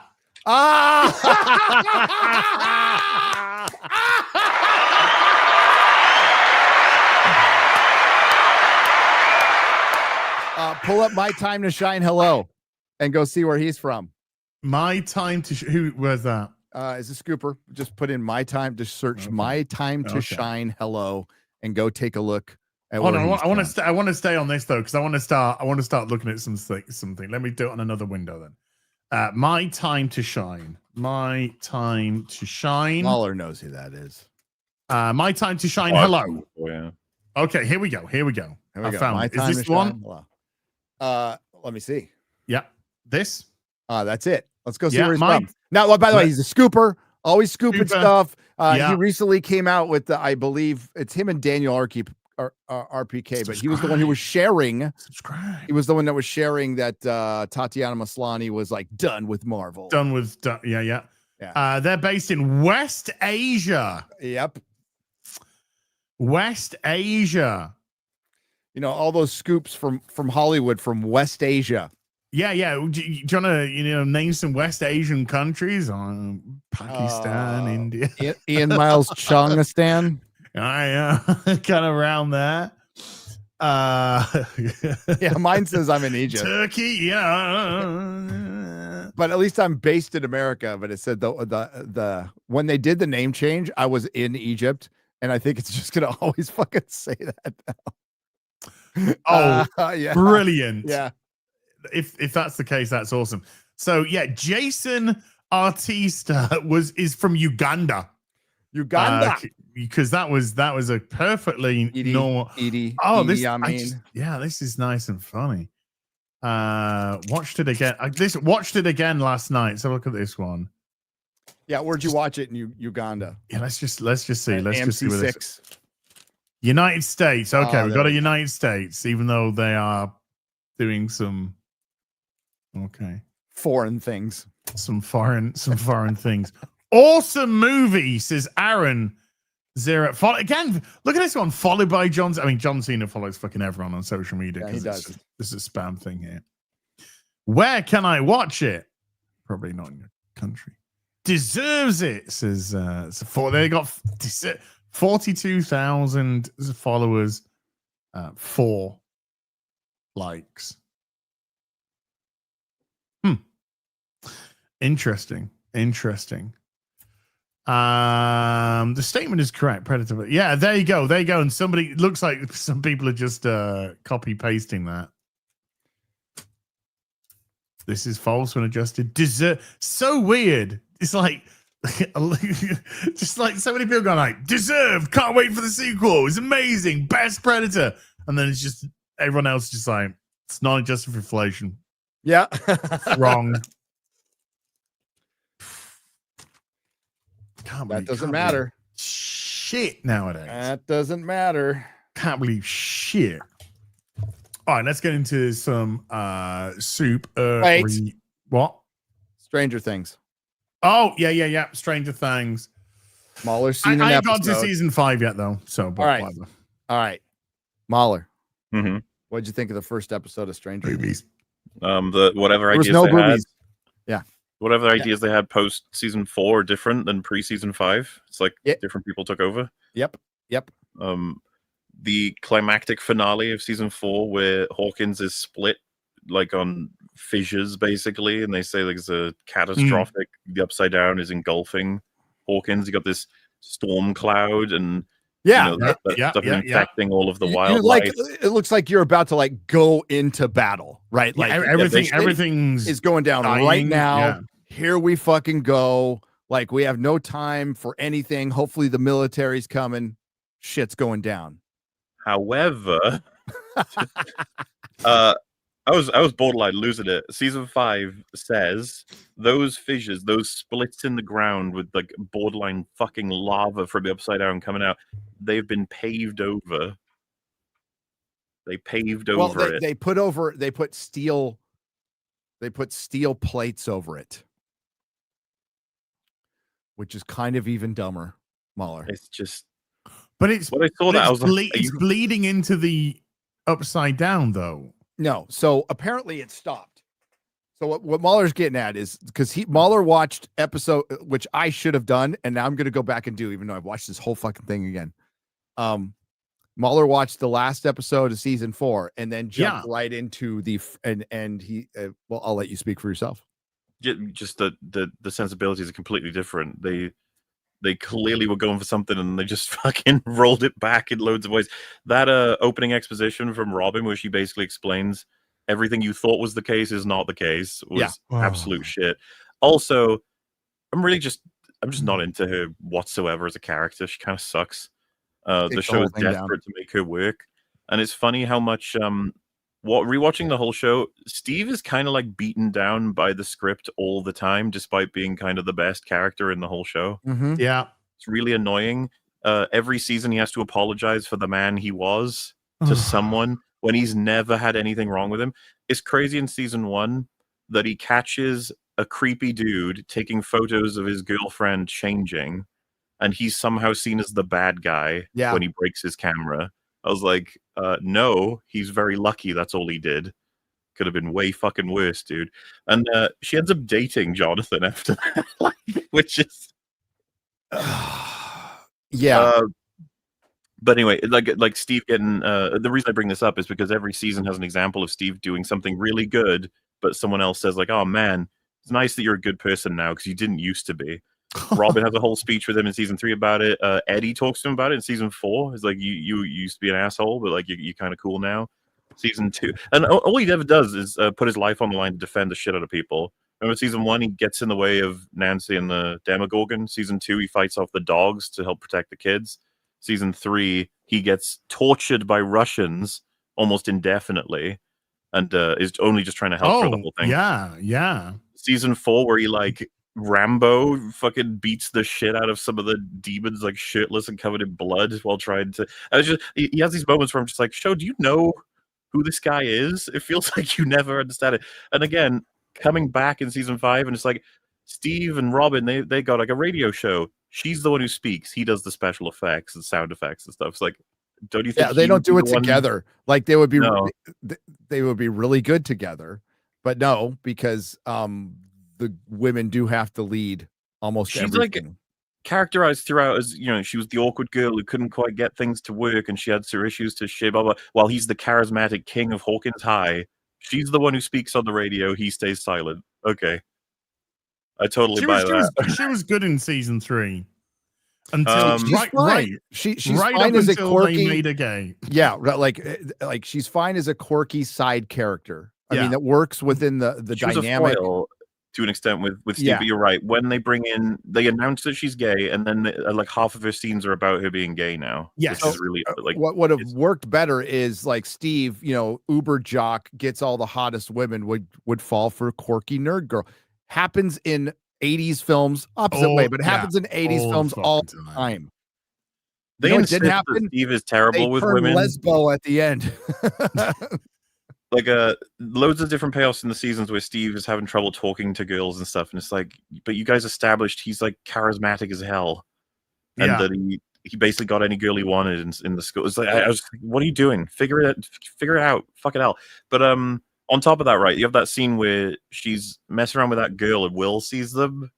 It's like a sequence for a couple of minutes, and he's like looking at gay people gay, and then he's like, I don't really know what I was supposed to take away from it, and then it ends, and I was like, what was the point of all that? Like, well, you'll find out, and it plays an important thing at the end, which is it's weird, okay, because it gives Will something to do and purpose, which the show has needed to do MauLer forever. Yeah. But the impetus of it is fucking hilarious, and I almost fell out of my chair when it happened. I was laughing. Yeah, laughing my ass off. Duffers are very unreliable with their writing. They're wacky. They're all over the place. It is incredible that Ellison from Paramount gave them a big fucking contract and let Taylor Sheridan walk. That is fucking retarded. These guys, I think they're a one-hit wonder. I think they're a one-shot wonder with this show. I don't think they're good enough to like where I need to see more Duffer Brothers stuff. I don't think the writing's that good. I think we have good characters that we like and good situations, but I don't know. The writing's not very tight to me. Ending on season 4, it's like, so it's time to lock in, be serious. Every episode of season 5 is probably going to be high tension now because everything's collapsing. Season 5 begins, and it's like Steve and Jonathan are trying to impress Nancy. Yeah, by climbing a tower. Oh God! Like, I didn't even say had the dudes climb the tower. After everything Steve's been through, I was like, is he really going to bother trying to impress Nancy by climbing a ladder faster? I was like, no. It's embarrassing, dude. Like, these guys have been through so much. You got to treat them like adults at this point. And even though she's gay, I'd say Robert's better looking than Nancy anyway. Sure. Just saying it. Yeah, but well, I mean, I don't know if it's a hot take. I don't like Nancy. I find her annoying. I think Mrs. Wheeler's hot, so you know that's just me. That's fair. we are over a certain age, though, Gary. Mrs. Wheeler's hot. She is. The sorry, go on. You go. Well, just on the point of like Nancy annoys me. The show really likes her, and I think she's kind of an asshole throughout the show a lot of times. She's been a dick to a lot of different people, and she's had to like act as the writer's apology a lot of the time. Do you remember the Bob stuff when season 1 came out? Yes. All of the people reviewing the show were like, really good show, but what the fuck was with how it's all about a kid going missing and the whole community collapses trying to find him and everything. Another girl goes missing during the show and no one cares. It's like this obvious mistake they made. It was an obvious mistake. they spend the rest of the fucking show trying to make up for it. They keep talking it's about like- Bob. They're like, we're sorry about No. forgetting about it. And the thing is, you lean into it. You lean into the fact that Barb was this kind of forgotten person. And Sure. maybe that's what they were, and they leaned into the pressure, but I think it would have made it so much better that Barb, the town did forget about Barb because she was kind of a forgettable person. And Well, that's the you could argue tragedy of her loss. she was the second one to go missing, and so it didn't matter as much. Yep. Like people just, it's unfortunate, but that's like a reality of some kind. But no, they double. Like remember season 2, they have a whole plot line for Nancy to solve the problem that is Bob by revealing the truth of how she died, and trying to get a journalist aspect of it, and then they have the funeral for her, and she was like, we need to tell her parents how she actually died. I remember rewatched it being like, I don't think it's going to help to tell him that she was eaten by a demon from another universe. I think you should know. Yeah. Prominent. In season 4, I tell you what, was it Christine who was the first one to die, the cheerleader? Christine. Yeah. Chrissy. Her boyfriend, he got fucking hard done by in season 4. He did, yeah. They have a problem with this when they make characters. The Duffers have done this significantly, I think, 3 different times. In season 1, I want to say season 1, 2, and 4. There is the jock character. It was Steve in season 1. It was. And they'll sell them a story that they have a reasonable reaction to because they don't have all the information, and then they punish them for having that reaction. Yes, it's not fair. And they he don't gets allow them like ripped apart at the end of season 4. I'm like, dude. They don't. Yeah, I mean, like you hate jocks. That's fine. And there's another jock thing too. Dustin gets his ass kicked by a jock. I saw somebody complaining about it on Twitter. It's like it's 80. It was the 80s. Jocks beat up nerds all the fucking time. Yeah. Like it might seem like a trope now, but like that's what happened back then quite often. Now, if the argument is we're doing this again in Stranger Things for the 5th season in a row, that one I'll listen to. And hopefully this jock gets some kind of a redemption arc because they've been treated like shit since Steve. I actually, I enjoy that to honor like Eddie's memory that Dustin's pushing past the sort of assumed narrative that he was a monster who sacrificed people, blah, blah, blah. He's just like, no, fuck you. He was a good man. And he's wearing the I like that part quite a bit. Hellfire Club, yeah. And I was like, yeah, and it makes sense that the jock who's lost several of his friends to the cult, presumably, especially one of them getting split in half, like presumably if they even found his corpse, I don't know. But to be really pissed off with him, and to be pissed off with him for being like, why are you like projecting that stupid fucking cult, like take the rips the shit and everything. I was fine with the scene right up until Lucas arrives and then Mike arrives. Like it's the fucking Avengers all just to turn up at the right moment at the right time. I was like, oh, this is so cheesy. Here's the overall problem, MauLer, and I'm sorry to interrupt you, but no, it's all good. The quarantine, I don't buy it at all because we're okay. So we're going through these normal high school things under a quarantine where everybody would think that we have a very good possibility of dying. The military has quarantined us. We can't leave. There's these giant fissures that have opened up, that we tell each other it's an earthquake, that are covered by metal plates. But the constant presence of the military and all these white little flakes that they mentioned that they breathe, people would be subdued and it wouldn't be business as usual. Even 500 days in, it just wouldn't be. Just look at how COVID was. Well, could you imagine if this happened in real life? There's a town in the middle of America somewhere that's been locked up because basically Satan has invaded. Yeah. It's like, huh? And there'd be rumors. There'd be rumors and conspiracy, and they really don't get into it. And that's my biggest problem with the first 4 episodes is they give you little to no context of, we know why the military's there, obviously. How did they get there? How did they quarantine this? How does the rest of the world see this? This is kind of important stuff. Remember how many people left at the end of season 4? Huge exodus. All those people know what happened. Yes. Or at least they saw enough to be able to spread the information. So there will be crowds going up to the quarantine. The military would be driving people away all the time. It would be insane. And that could be part of the plot, actually. And then you have the people who know, like Hop and everything, kind of work. What's up? Okay. Sorry, I got company here. So you have Hop and everybody who's in the know, and they're kind of like working in between the public who doesn't know and the military, and it would have made so much everything more interesting. But it's just military bad. It's there. They set up a base in the Upside Down. How? I have no idea. How did they string power down there? No fucking idea. How does anything work? No idea. And yeah, we skipped so much. And we don't get an explanation in the first 4 episodes. So I think that's where I'm having trouble is the whole military quarantine thing. It's just not explained well. And loads of it is good. And on your point about like the military bad, I was already confused. I was like, why aren't they working with them? And it's like the government want to get L, and you're like, okay, but wasn't it the government sub government that were working with L the whole time? Like what? Yeah. So there's Paul Reiser, right? Like, yeah, wasn't he with the government? And like Murray's smuggling stuff in. So is Paul Reiser working with? Because he's smuggling shit in pretty easily.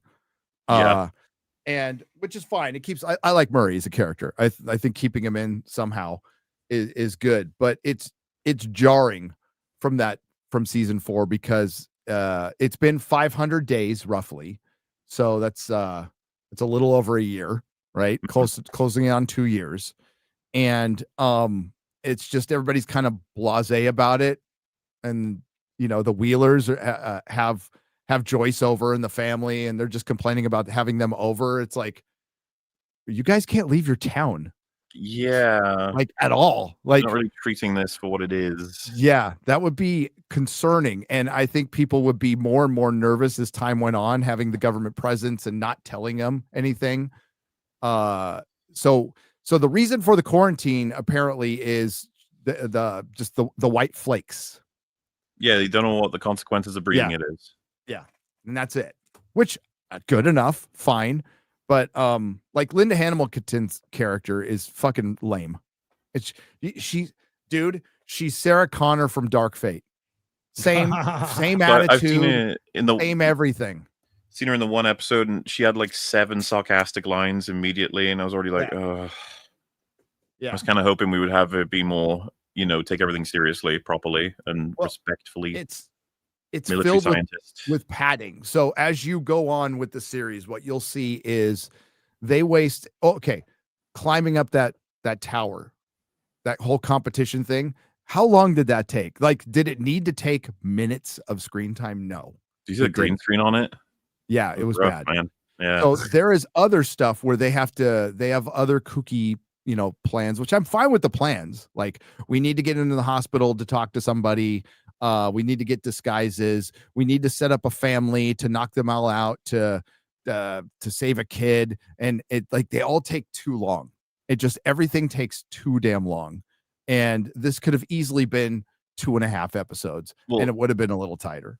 So obviously, because I've only seen the first one, but I was fucking blown away when I figured out what they were actually doing and have been doing this past 500 days, right? So they're laying out all these complicated plans with like 3 different points of access for all the different characters, and I was like, oh, what are we doing? They've gridded Hawkins, let's say a grid of like 10 by 10 squares, and each time they get an opportunity to run, I forget what they refer to it as, but like a crawl, yeah. They need to clear a grid section, and like clear it of what? And it's like they need to have Hopper check whether Vecna is there. And I was like, well, okay, so first of all, like, why? And the friend I was watching it with said, well, because they want to kill him. And I was like, okay, but that didn't work last season. You guys did everything to him and it didn't work. So I don't know what your plan is this time. Secondly, Hopper says, if I see Vecna, I'm just going to run away. Which is obviously that's intelligent in the sense that, like, yeah, you probably should. But secondly, it's like, well, that doesn't tell you anything.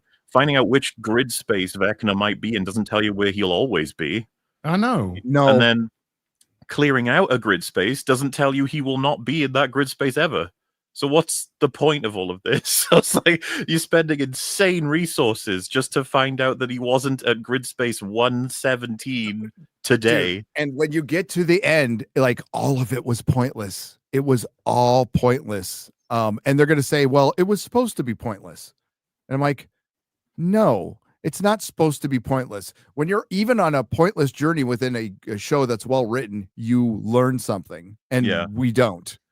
We don't. It's all mystery box. It's all mystery box. And again, there's like good performances, like Steve, like you said, is shit on, but the guy's still good. He's still really good. I like Joyce. I like Hopper. Hopper and 11 like take a back seat in the show. And Robin, it feels like Robin's in it a lot, and I rewatched it again, and she's in it a lot. She's in it way too much, and she's guiding way too much stuff. That there's this fucking terrible scene. Sorry, I'm gonna spoil it, but Will figures out that he can kind of see through the Demogorgons, and she goes, Right. because she's a radio host, she goes, maybe you're like a receiver. And maybe the little white flakes are broadcasting, and maybe when you're closer to the antenna, you and when he says, maybe you're like a receiver, both him and Joyce go, I don't know what you mean. Please explain. So she explains a radio receiver, and it's like the most basic bitch scene. And then there's clips going around of I think there's one that I can find. It's definitely made for secondary viewing, MauLer. They're explaining a lot of their plans twice, just in case. And I think they've done this in previous seasons. Yeah, for sure. I was pointing it out to Mrs. Nerdrotic yesterday. They do this thing, and I know they've done it in previous seasons, but it's now annoying me. They'll like hit a kickstand on a bike and have a sound effect that goes Yes. and they put a book down and it goes and it's like, what? Okay, like The ones that kill me is when someone gets a paper cut and it goes yeah. It's like, what it's the like, fuck? come on. What are you doing? What anyone could go check when Nancy goes and gets her guns at the end of season 4 from the gun store. You see one of the bullies has a knife and it's got like a little sheath. He puts it in, it moves like an inch, and it makes a huge squelch sound like he stabbed a fucking watermelon. It's one of the most absurd, like, what are you doing? The guy who sorts out the sound effects in post, he's drunk. Someone needs to calm him down.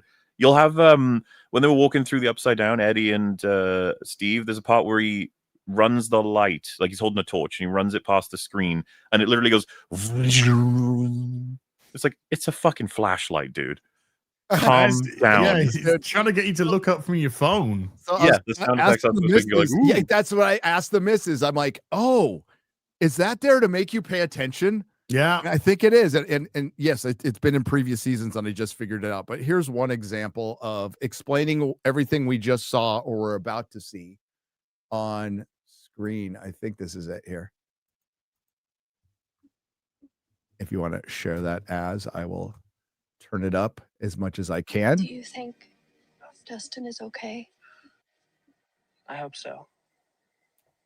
He was acting weird today. Weird how?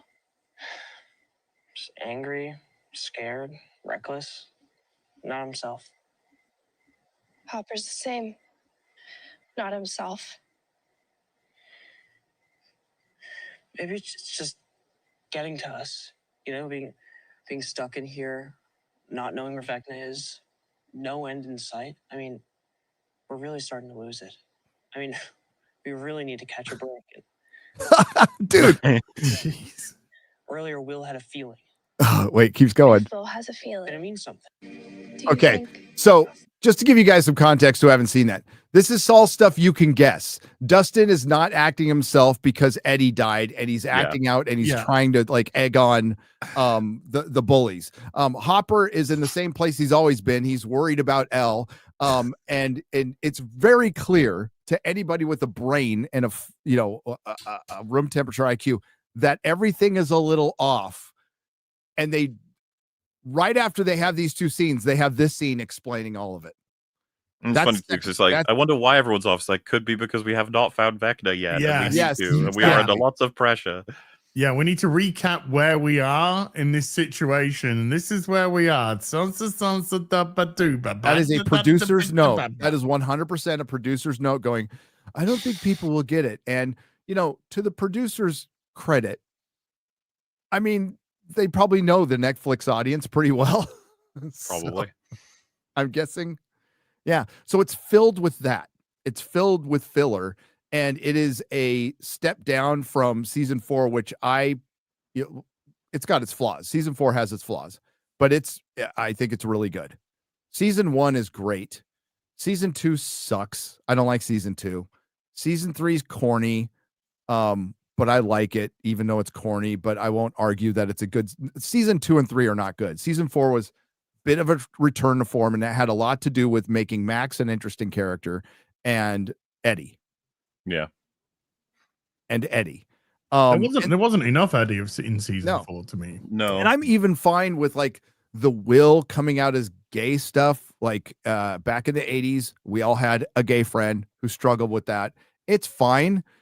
It shouldn't be the character though. So I think it depends on what they do, but like they finally give Will something to do in episode 4, which is like, thank God.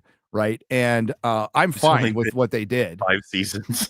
Yeah. It only took them 5 seasons, but can I spoil one thing for you? You're allowed. I'm allowed. Okay. Worst episode of the entire series. You know which one I'm talking about, right? Season 2, episode 7. Yes. Iconic. Yeah. 08 comes back. Oh, yeah. What's she? I used to know her name. Fuck, I've forgotten it. I know what you're talking about though. Lady who can make people see things, right?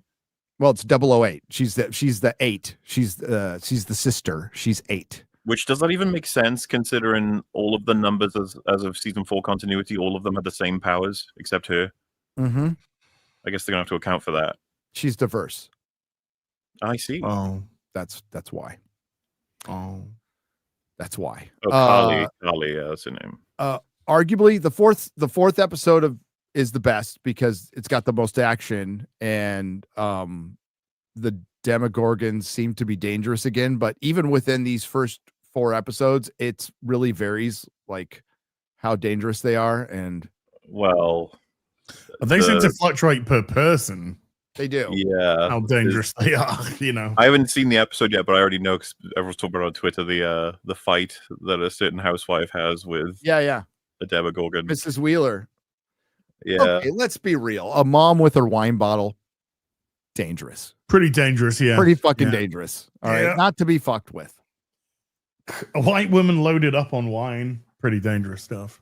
Just saying. So remember when comics were cool and they did Saturday morning cartoons, right? Yeah.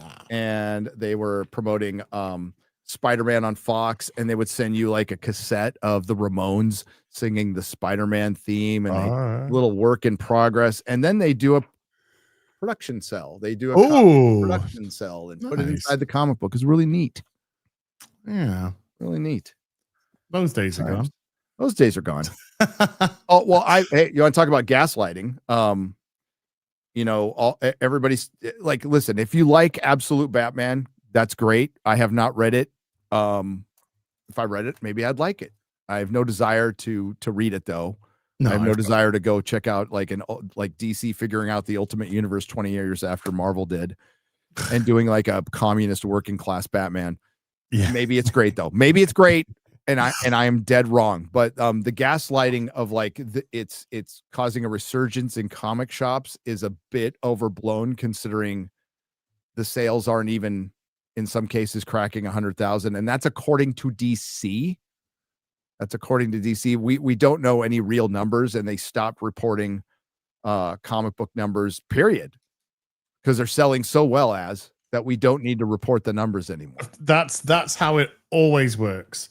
When something's doing exceedingly well, you never tell people how it's doing. Yeah.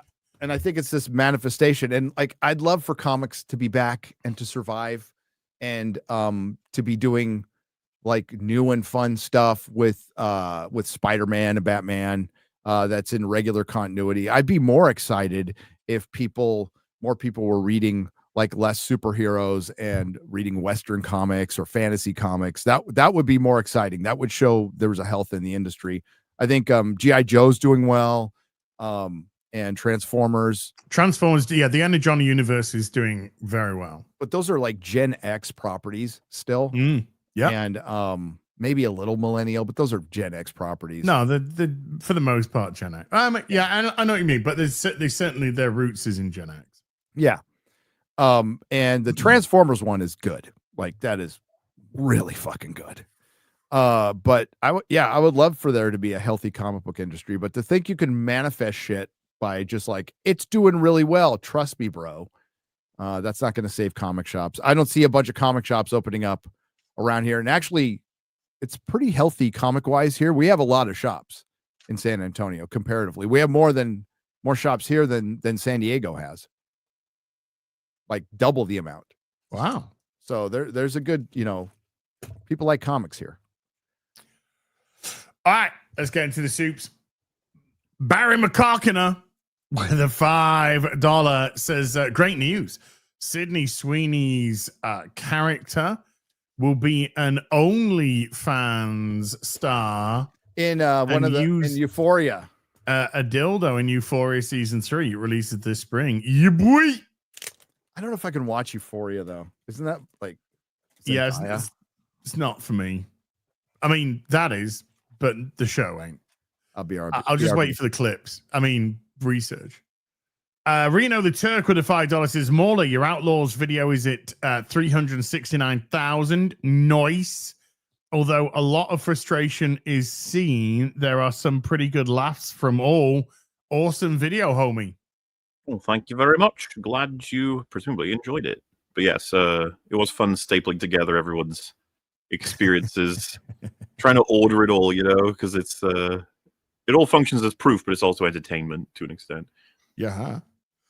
JJ3272 with a $2 says power of 1, power of 2, power of 18 hours, #too short. It's just the intro. Eric Brown with a 28-month membership. Thank you, Eric. Winter GS with a $5 says, is Az still upset? We didn't want to see his chest. Also, take him to Japan. Samurai Az gives me Belushi vibes. And Stranger Things 5 sucks. Give Nancy a sandwich. I've got over it now, but yeah, it was upsetting. Not going to lie, it was upsetting. Terribly upsetting, but Martino with a 2 Swiss says 4 of 134,050. Bonsoir, messieurs. Bonsoir. Mon ami. Who's I think stuck in Paris at the minute. Whoopsies. Or a Somalia, whichever one. Piston with a €6 says, what project or thing have you do in your life that was so perfect? Like a magnum opus that you can never do it again, even if you tried. So what thing have we done in life that we can never do again? Do we consider to be our magnus opus? I mean, just speaking for me, I wouldn't say there's anything that I couldn't do again. Yeah, I mean, I've not done anything that amazing. Yeah. Yeah. Maybe fit through the small window of my old house to sneak. If I was locked out, I could do that. Certainly couldn't do that fucking now. I would not want to make the Outlaws video ever again. So, there's that. It'd be a tough one. Is there any video you'd like to make again? Any video I'd like to make again? Yeah, another crack at. What? Oh, have another crack at it.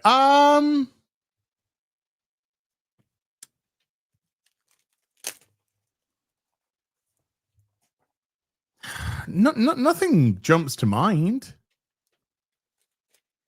I mean, I wouldn't mind talking about SOAR again. I've kind of done videos on it, but I love that game so much. Like, I'd be tempted to talk about it again someday. I don't know if that counts, but it's similar. Not saying anything's perfect, but I'm just saying that the stuff we do is the stuff we do. Stuff we do is stuff we do. Yeah. We move on, we progress, we learn, maybe we don't learn. I don't know, but Yeah. Je ne regrette rien. Nice. Yeah. Hi Kira with a $10 says ER named his stream of Outlaws something like unabashed praise playthrough. He couldn't get the game to work, so he changed the stream name to Outlaws Suck So Much I'm Playing Fallen Order. Yeah, what I gathered was he watched my video, was like, this looks like it'll be funny to stream, and then it didn't even work. Oh, which is kind of brilliant in a way. Outlaws pee pee poo poo. It's a huge cock with a 5 Canadian. Says Supergirl's going to be another weird, quirky James Gunn fart. If you guys had 2 choices to change the DC, would you finish the Snyderverse or a hard reboot? Hard reboot. Hard reboot. Hard reboot. Not even close. Hard reboot. But I would release the air cut. Yeah, I had that kind of yeah. power. I'd release the air cut. Yeah, on some streaming platform. Black Kane even with a $5 says was processing goats. Okay, and accidentally got some blood on my EFAP hoodie. Now it whispers to me in languages older than human thoughts. Wow, that's deep. What do now? Oh, don't worry, that's normal. Okay. Sean Just the Nerds, but listen to the voices, do what they say. okay. Sean the Nerd with a 38-month membership. Thank you, Sean.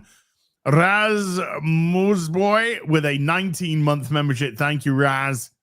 Nick XH with a 22-month membership. Thank you, Nick. Mr. Z0703 with a 15-month says, Merry Christmas, everyone. Merry Christmas. Congrats on the short MauLer. Incredible work.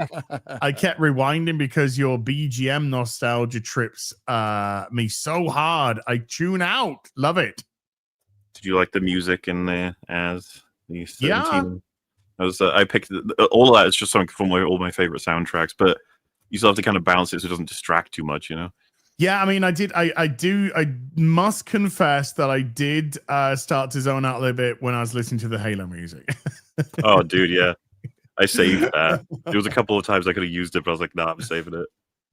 So that, it's kind of like, oh God, I've got to put it back. I've got to put it back. And, I told you this before the stream, didn't I? Anyway. Yeah. Ministry of Wrong Thing with the $10 says, one of two, MauLer. I was driving 4.5 hours down to Kentucky. Got a notification for your video, got down there, had breakfast, took care of business, drove 6 hours back through a snowstorm, got home, part 2 for another tenner, took show, went to bed, woke up at midnight, take a shit, opened my phone, and I'll be darned, you freaking fairy circle monstrosity was still in premiere mode. As Gary, intervention now. No way. No fucking way. There's nothing wrong with MauLer. Nothing wrong. Working as intended and then some. Working as intended. Yeah, Oof. I've got a big, long drive ahead of me. Can't wait to listen to it. Axel Foley with the 2 Australian says Fuckham Hall doesn't release here till February. What? Bummer, dude. Damn. Bum or her. Gunnar with an 8 month says, welcome to the Access Media. I know. So, yeah, Super Nintendo with a $5. One of two. Gary goes to Egypt and a new Stargate series gets announced. He must have found a gold ship there. You are welcome. Now they need cover. Part 2 for a 5. On one hand, great that the original creators and writers are on it. But on the other hand, it's Amazon, and we saw how RDT screwed things. We'll see.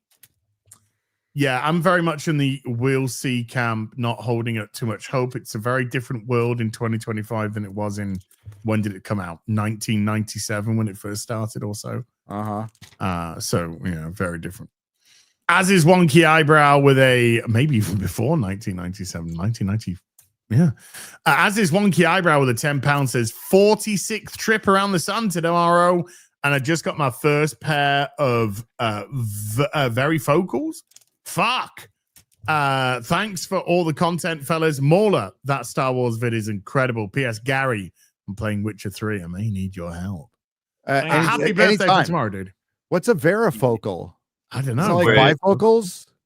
I think instead of it being like the slit in the middle, it's one like lens, but it changes from long to short. Those are called progressives. Oh, I thought they were bifocals. Well, maybe he's British. Oh, you're British. Okay, so it's probably varifocals. Oh, okay. I think that's a better. I was like, is it glasses that verify things like automatically? Yeah, sponsored by Google. I have varifocals, and I'm going to be getting rid of them because I mean, it's a meme now, but you know why I look up all the time? Because I have to read from this part of my glasses. So my monitor's here, and not that I read well anyway. Not that I read gooder anyway, guys. But it's because I have to do that to see it through the lower part. Kind of annoying.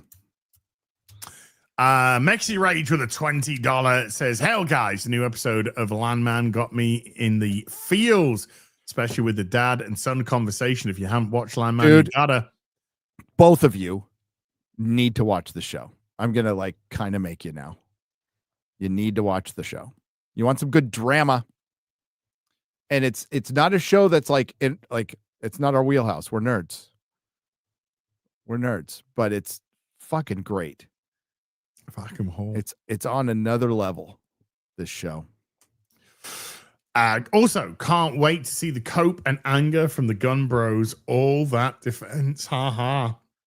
Dude, when Supergirl comes out, I mean, I think it's decided anyway, guys. Wouldn't you say? Like the future of the Gunverse is pretty much. I think it's done. I think it's not impossible to fix things. It's not impossible, but I think it's impossible. It is with what he's got lined up. No, absolutely. James Gunn can fix stuff. He could take a back seat and just be kind of a creative organizer, but let other people write, other people direct. And he should do shit in his wheelhouse, like do Doom Patrol or something. That's in his wheelhouse. That's possible. But what's likely to happen, because his ego is so fucking big, that won't happen, and he'll just write it down in flames. And I think he would much rather do that than compromise, thinking like, well, I was right anyway, and these are just idiots at DC who gave me a bunch of money. Supergirl will decide it. The $1 billion film. Collins Campia. It's gonna be Spider-Man. No problem. No problem. Done deal. Oh. Doug with a $2 is at this point. I'm rooting for Vecna. Uh-oh. Yeah, that's never a good sign for your show. And No. What is it? Jamie Campbell Bower, the actor. He's really good. He's really good. Good actor. Yep. Barry McCockiner with the $5 says, please show Haley Lou Richardson's last swimsuit post on Instagram. No. She was the Batgirl runner-up. As you can see in the pic, we lost out on a super hot Batgirl. No, but I appreciate it. Axel Foley with the $2 says, Nancy looks like a match with the wood scraped off. Yeah. Real quick. Yeah. To discuss the controversy of the clip that went around, admittedly, on the internet it was on Twitter for like a month. The first 5 minutes of Stranger Things. So Jack Posobiec wrote. Oh, yeah. And we talked about it on FNT a little bit. Listen, I don't think we're hesitant. Any of us are hesitant for calling shit out when we see it, particularly when it's creepy, woke, possibly child enthusiast. That's a horror scene. That's a horror scene that's in 1,000 horror movies. And if the intention is to make the bad guy look supremely evil by victimizing children, then mission accomplished. That's what you're supposed to like Freddy Krueger. What was Freddy Krueger, guys? He was a pedo. Yeah. He was a fucking pedo. So mission accomplished on that. He's supposed to be evil. Now, Netflix certainly has priors on a lot of stuff for certain. But with that scene, reading way too much into it. It's just a horror scene. And it's a bunch of children that he's captured. And yeah. There was like a comment on that. Because it got community noted that obviously his post got community noted that this is absolutely not what happened at the beginning of Strange Things season 5. And there was a person who put this post and they were just like, and I think it was relating to Friday Night Tights. They linked us in Friday Night Tights talking about it. And they put these are the right wing entertainment sphere that are anti-woke and potentially even further than Jack Posobiec, but even they called him out. It's just like further than Jack Posobiec.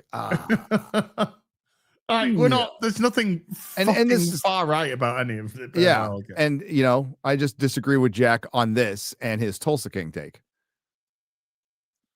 I don't listen to anything that he writes, and I don't give a shit. But that take was terrible. It was bad. Andrew Valdez with the $5 says, hey, at least you're being honest about the shills, unlike Star Wars Outlaws, which was hilarious, MauLer.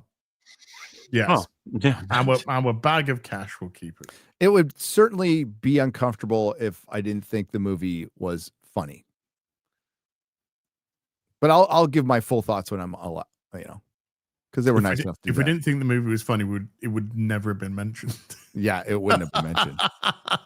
That's the thing.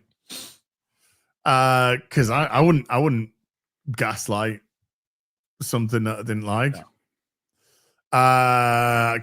Authenticity is the only currency that we have. If you lose that, you got nothing. Project Matic with a $2 says Mads Mikkelsen would have been should have been Doctor Doom. Screw RDJ. Yeah, he should have been, but he was wasted in Doctor Strange. So Yeah. Most people don't even fucking remember he was in it. Yeah. I know. Lucky for him. DPG Bella with a $2 says finish MauLer's TFA series. Too bad he didn't. Oh, Well, for now. For now. Gunnar with a 20 Norwegian says, now we know what kind of hat to get for Ryan. White pointy one. Oh, because there's that guy. Yeah, he makes it. Yeah, he makes it. Yeah, a large hat.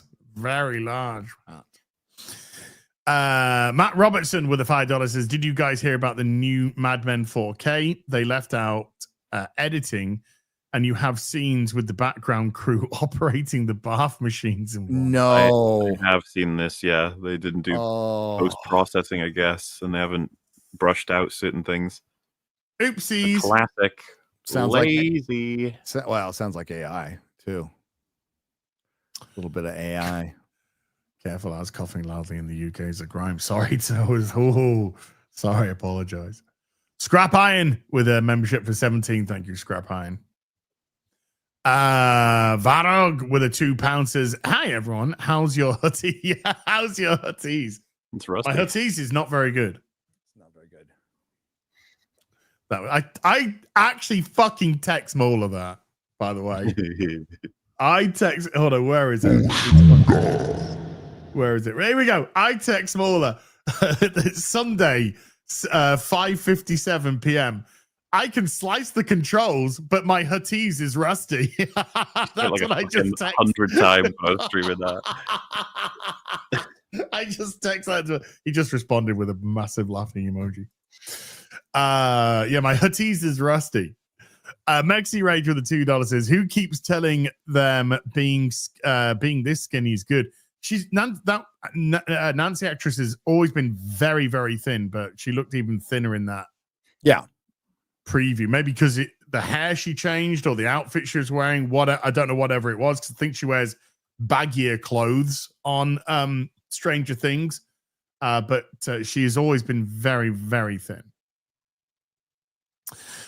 Rachel Green with a $10 says, after 2 7-hour shifts and 3.5 hours today, I just completed MauLer's video. Well done, sir. Congratulations.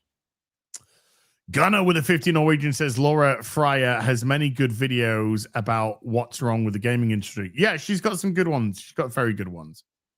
I mean, she's an industry vet. She knows what she's talking about. She's calm, collected, gives her information very well indeed. She's definitely worth a check out, guys. Axel Foley with a $5. Thanks for the video, MauLer. It really made me appreciate KOTOR 1 and 2 a lot more than I already did. Should just make you appreciate games a lot more. Ones that function but never demanded like praise for basic functionality, which is fucking insane. Yeah. So it's something of a standard everyone needs to make sure we maintain. When you're able to walk properly, it's like you don't go, oh wow, what a great implementation of walk. It's like no. Basic functionality should have been given it a year ago, but hey, what else are you gonna do? There's nothing else in the game to talk about. Bungles Twanga with a $2 says, is Expedition 33 worth playing on the PS3 or PS5 or any PC? I mean, I would say either. I haven't heard any reason not to play it on the PS5. It's worth a play, full stop. So if you prefer to play it on the PS5, play it on the PS5, dude. Nordstrom with a 500 Serbian dinar. It really pisses me off because Ubisoft used to make such bangers. Look at Prince of Persia, Assassin's Creed 2, Black Flag. Those games were made for men. Outlaws and Assassin's Creed Shadows were made for everyone. And by everyone, of course, it usually means not men. At least not men with testosterone. Darth Maul's lower half with a €2 says Fackham Hall hashtag on Variety's top 100 comedies. No, because it hasn't come out yet. No. Hasn't come out yet. Oh, do you mean would we put it on Variety's top one? You know, would we put it on our top 100 comedies? Got a lot of belly laughs. Got a lot of belly laughs. I can't say anything. Not like, no, I don't know. We're not very good at this, Gary. We're not. No, this is why we're not going to get screeners. And it's fine. Yeah. I don't know. If I had seen it, which I haven't, of course, which I don't want to lie about. So I don't know. Maybe I did. Lot of belly laughs. Legit. Josh Kelsey slapping a $20. I don't know what I didn't get it. Don't fucking blame me. The cat is so far out of the bag on that one. So yeah, but you might want to go to the cinema and watch it. Josh Kelsey with a $20. I think I'm gonna. If I I would recommend my like mates and see it. Yeah, going to a cinema and watching it. Yes. Yeah. Yes. Thank you, Josh. Love you, boo. You're an amazing guy. Nathan Cassidy with a $5 says, "Come on, guys, it's obvious. The female stormtroopers were the first ones to go to Endor. Explains why the Ewoks were willing to take on the Empire." Giggity. Sis with a $10 says, "MauLer, you created the greatest critique video of all time. Legendary. Well done, sir. Well done." I very much appreciate the compliments, though. I just I may have gone a little too far in some places and made it impossible for some to watch. No, it's fucking bang. I'd love to see when you've got some data, like maybe a month in. I'd love to see the watch time per person. Yeah, I mean, watch time. How long an average? That'd be very interesting to see. Alex Belfour with a $5 says DC should debut Lobo in paramilitary Christmas movie, not Supergirl. Well, Supergirl it is, and it's Aquaman. Britt Cormier with a $100 super chat.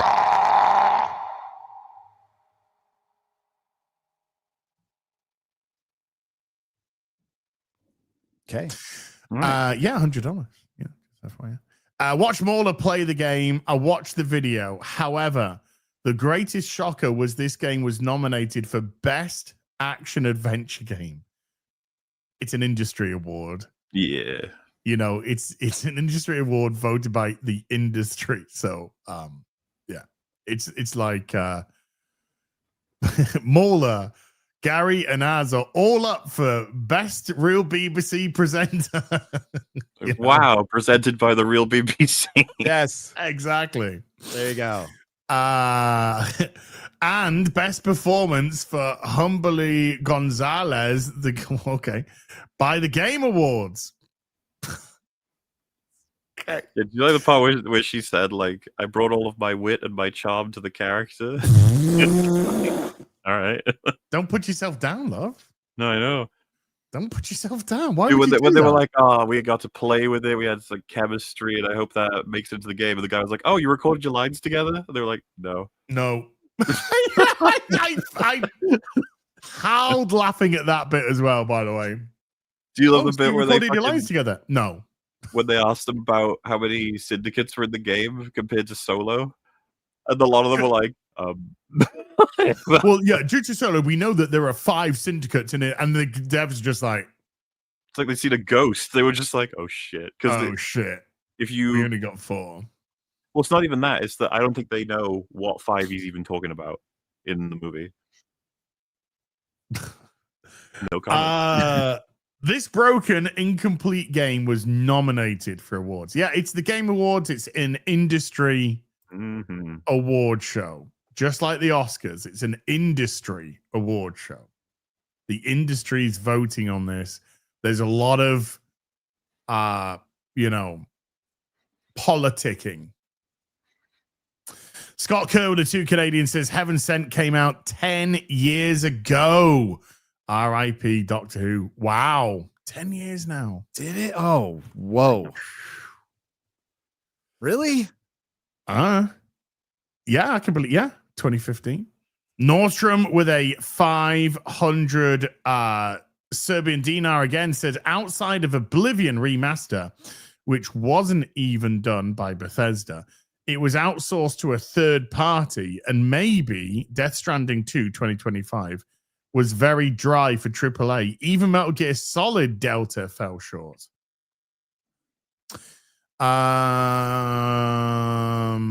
Outside of I need the context of that one, but there was something which just went past as well with no fanfare at all. I can't remember what it was. I was just thinking, oh well, it'll come to me eventually. Papa Vangaris with a $5 says, here's money for MauLer. Here's money for MauLer because I can't watch live because I'm still watching the Outlaws video. Cheers. Cheers. Oh, I did a stream sort of going over the messages that was sent on the premiere on Monday, and I realized I was like, this is nowhere near enough time for people who've seen the video. 2 days. But that's okay. It happens. That's finished yesterday, mate. That's finished yesterday. Having watched it, was it Saturday I started? Yeah, Saturday, Sunday, and I finished it off on Monday. Snacks with a $2 says, I hope Schlurpo wins for his performances. Schneem. You should do. Harry Brownhole with the 2 Canadians says, FYI, great dad's son heroic film Frequency with Dennis Quaid. Corruption Point with the $5 says, cash is limited, but access gets you more money, more views, and early access to the media. Yeah. Yeah. Access gives you avenues. Yeah, there's good reason why it's tempting for people. You just got to make that choice, I suppose. Yeah. Nordstrom with a 300 Serbian dinar says, I forgot Elden Ring Night Rain. So that's 3 AAA games for the entire year. 2025 is the year of indies and AA, with Expedition 33 being the victor. I was amazed that Arc Raiders was only nominated for one award. That was it, I believe. That's crazy. Jake Wolf for the $2 says, is there a Star Wars game worse than Outlaws? Top of my head,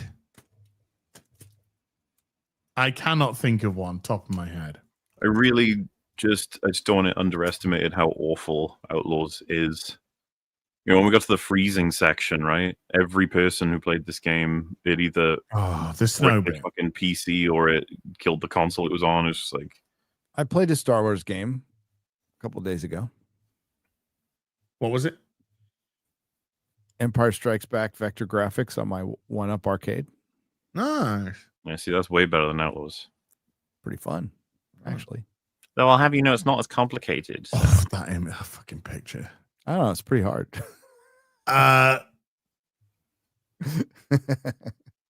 Conrad Fat with a £5 says, I'm so tired of slop wars. You and me both.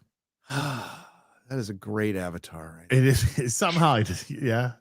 Somehow it got me.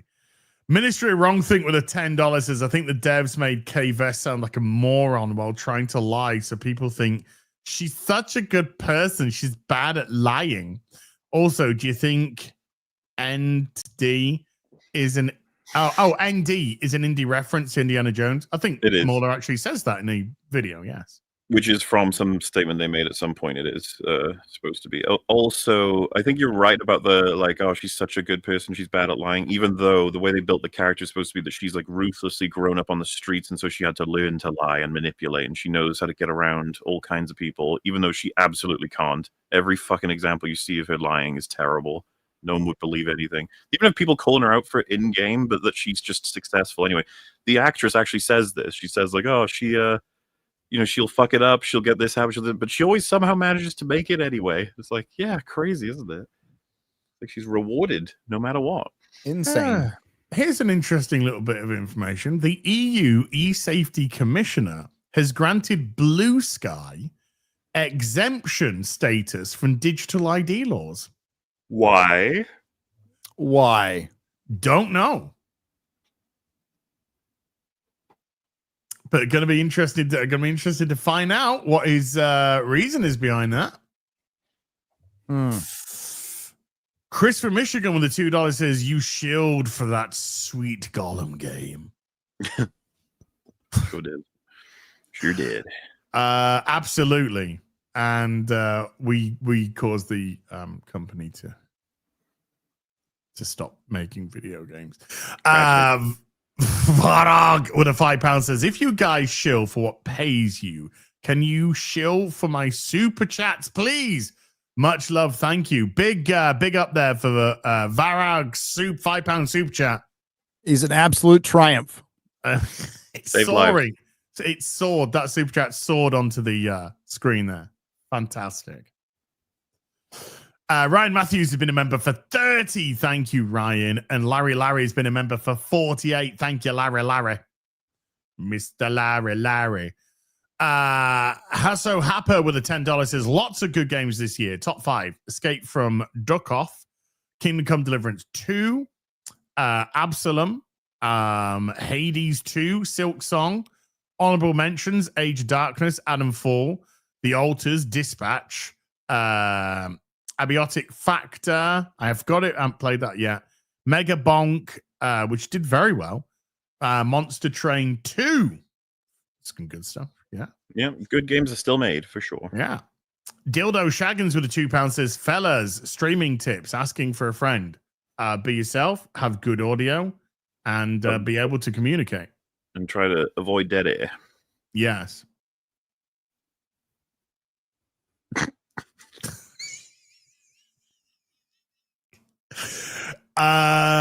Snacks with the $2 says, "What do you call a room full of shills?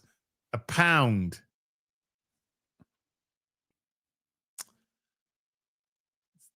Shilling. Lazarus with the $2 says, "Damn, Gary, let the boys talk a little, will you?" I know. He gets a little into it with the gaming stuff. Yeah, I know. You have to calm him down. Yeah, it's okay. We understand. Lego Man with a 9 months says, "Awesome work on the video, MauLer." Thank you. Bass player with a $20 says, "Luke only cares about his EA and general Sony access. He handles both of them with kid gloves, especially Sony. And more specifically, a game I'm hoping Longman will cover at some point in the future." I mean, he was like, you get different degrees of everything. His video, it was still annoying to watch because he was so celebratory of these minor changes that should have been in the game to begin with. And, he has that bit where he's like, "Yeah, I know it should have been in the game in the first place." And it's like, yeah, so then why are you saying it like it's a big, stop doing that. Redraft. Talk about how this is really embarrassing that they've only now, dude, it took him a year and you could shoot while on the speeder. What the fuck? Yeah. And people are like, "Oh, what a great upgrade." You're like, oh my god. This is so wrong. What the hell was that? It's like a eucalyptus vape. It's like Vicks, like that thing you put in your nose, going. Yeah, it's yeah. like that, but you got a stuffy nose? Yeah, a little bit of stuff. Oh, okay. Yeah, it's that time of year. It's that time of year. You just get the you get the fucking sniffles. Yeah, we got down to freezing last night and this morning. We've already had snow a few days ago. We were down to minus. We were down to like -3 here. AB in Spy with a 50 Polish says, "Sup guys, since Neurotic is showing off his collection, if you find some time, check Funky Kowal. It's an old Polish sci-fi comic series." Okay. Wow. I like foreign comics. Nordstrom with a 300 Serbian dinar says, "I don't know about his wife, but iDubbbz did get one too many blows to the head from boxing. Not to mention he got completely mind fucked by Sam Hyde. Sam Hyde broke him. Yeah. He broke him. He thought he was going there to be clever and fucking expose Sam Hyde. Sam Hyde made him look a fool. and he's just he's never recovered from that. But yeah, he's taken some hits to the head. But my God, I mean, his wife. That's just fucking Anissa. Is there anyone more unlikable on planet Earth? I could think of a couple. Hassan Piker. Yeah, Hassan. Is there anyone more unlikable than those two on planet Earth? Well, Nina, X-Ray Girl got banned from Twitch. What? Well, yeah, she When? she went to Target and stole some stuff and then like bragged about it. Don't you mean X-Ray Boy? Yeah, is that a dude? Yeah, For real? yeah, That's a dude, right? yeah. It's a trans. Yeah. Okay, yeah. Pretty deep voice there. Also, people suggesting Boogie is the most unlikable person potentially. Okay, apart from those three, are there? Yeah, so DSG, X-Ray apart Man. from those four. Well, sorry, X-Ray Girl. I just outed you as a dude, so my bad. fucking fly. What, do you think I give my producer Spiegel. job to a woman? Spiegel with a 35 Zargon says the fact that they compared Outlaws to Red Dead Redemption was insane. Keep my name out your fucking mouth. It's a broken water gun versus a fucking cannon. Like, why are we? And it's like, well, it's the same thing, kind of. Drunken Finn with a €10 says it's weird to see the utter silliness of Alana Pierce now as when she worked in Rooster Teeth before they went downhill. She was good in their gaming news department. I think. Well, she made too many. She revealed who she was too many times, and people haven't got time for it anymore. Before that point, she had like goodwill. I would imagine it's the caught in way too many lies. Alana Pierce. A lot of good videos out there. Catch a lot of stuff she's tried to wipe from the internet as well. So not Alyssa Mercante. Different girl. Different. Yeah. Nathan Cassidy with a $20 says, I commend on the video, but that eating mini game reminded me of the paleo cooking scene from Monster Hunter World, which is what they probably ripped off and misunderstood. But it was a skippable cutscene for a reason.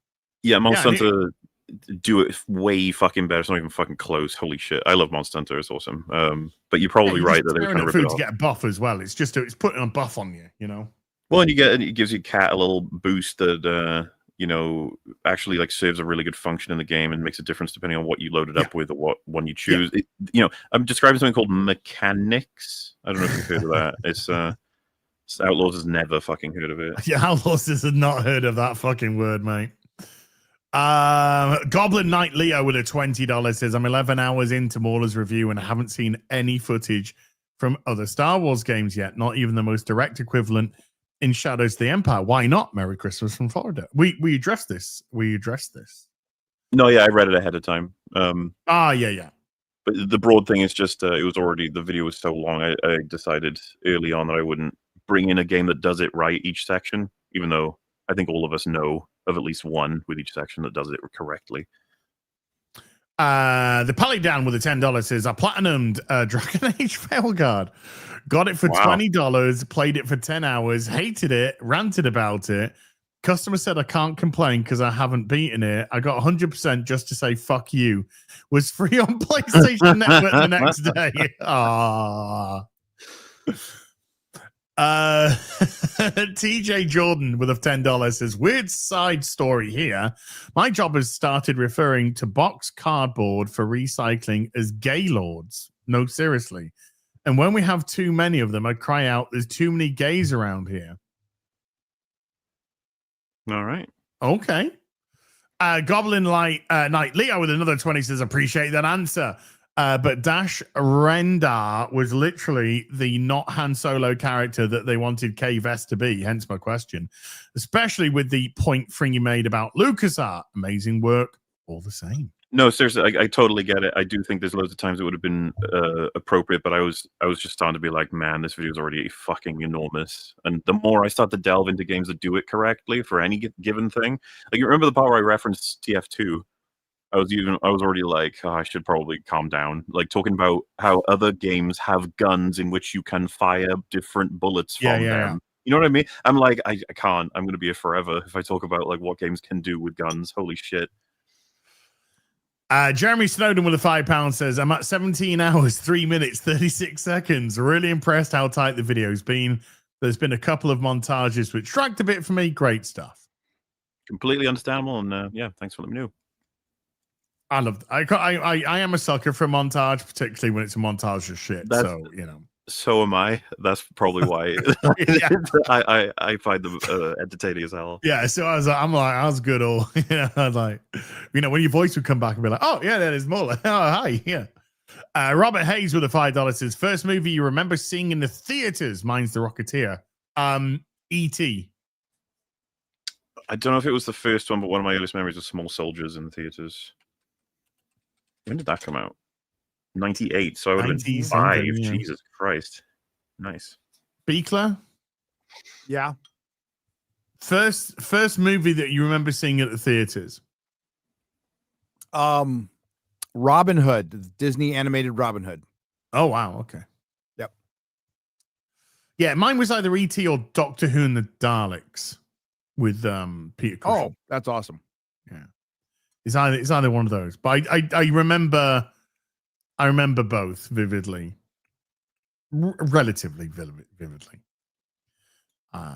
Collins Stitchler with a $10 says, Gary, I like what you said about alcoholism and illness, but you're still responsible for your actions. I have OCD, and social media has made mental illness an identity and bad behavior an excuse. So annoying. Very annoying. Yes, it has. Gunnar with a 50 Norwegian says studios only get 25% of the box office in China if they're lucky enough to get on the preferential treatment list. Yes, correct. Mikey Gusler with a $20 says, cheers, gentlemen. MauLer, I loved your Outlaw video. I got you all 3 Christmas gifts.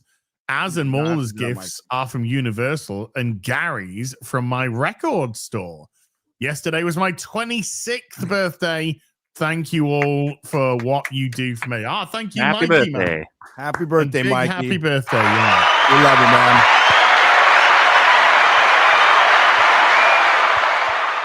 Glad you got to hang out with Ryan and drunk a little bit in Orlando, too. That was cool. Hope to see you soon. Yeah, boy. SJ Almighty, Diamond, Ice Cream, Black Flag. Little emoji said, thank you, SJ Almighty, dude. Oh, and thank you for the dispatch thumbnail I got on the email, bud. Normal Man with a 20 Canadian says, I saw Frank Gore out of theater review for Avatar. I really wanted him to say that he did not remember any of the movie. I know, that would have been funny. That's a lost opportunity. Here's my out of the theater Avatar. I can't remember any of this movie. I'll be damned. I completely forgot. Aaron Pipes with a $10 says, you guys are being far too harsh with Predator. For a Disney movie, it's a massive hit. Gunnar with a 50 Norwegian says, sugars essential for life have been found in asteroid Bennu. NASA reports, you kind of lost me with NASA, reports the building blocks for life were widespread in the solar system. Panspermia. Yeah, panspermia is a thing. Wow. The moment NASA put out a video that isn't fucking done in a studio, I'll start bullshit. Yeah. Yeah. We landed on the moon, but a lot of that stuff was faked. One on Wolf with a £1 super. Thank you, sir. Orange Agonton with a 27-month membership. Thank you. Casual Sadism with a 13-month. Thank you, Casual Sadism. Ran out of channel names with a $5 says, sorry I'm late. Had to finish the latest MauLer video for the 6th It's all time. MauLer's fault. He's making everybody I'm late. sorry. Watch it over the course of a year, guys. Come on. Don't watch it all no. Binge it done in one day. It is possible. Superfly. Somebody's saying I'm eating soup like a geezer. It's turkey soup left over from Thanksgiving. Nice. And it's wonderful. MauLer, your video is cool. says Yay. Superfly for $5. Jumped in here to say I like the background music, and you got to get Grumbo Industries polo work shirts as merch.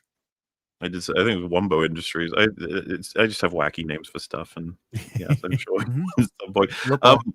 Yeah, the background music. A lot of people have been very happy with a lot of those choices. I'm just glad they didn't get in the way. That was the main thing. I wanted it to be there, but also to not distract too much, which it happens here and there, but that's okay. That's good music, though. Cougar 2231 with a $5 says, Gary, you magnificent son of a bitch. I read your book. No, but we'll get it today and devour it. There you go. Islander with a $5 says, have you gents watched IT? Welcome to Welcome to Derry. I know I'm taking a piss. The IT crowd, welcome to Derry. So far I find it to be more interesting than Stranger Things.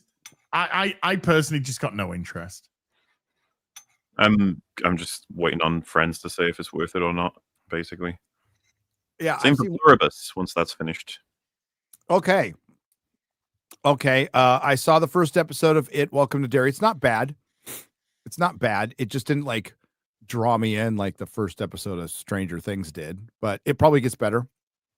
Pluribus, really good. Not sure how you're going to get multiple seasons out of this premise, but Ray Seahorn is fucking brilliant in it. Don't try to then. Can we get back to that?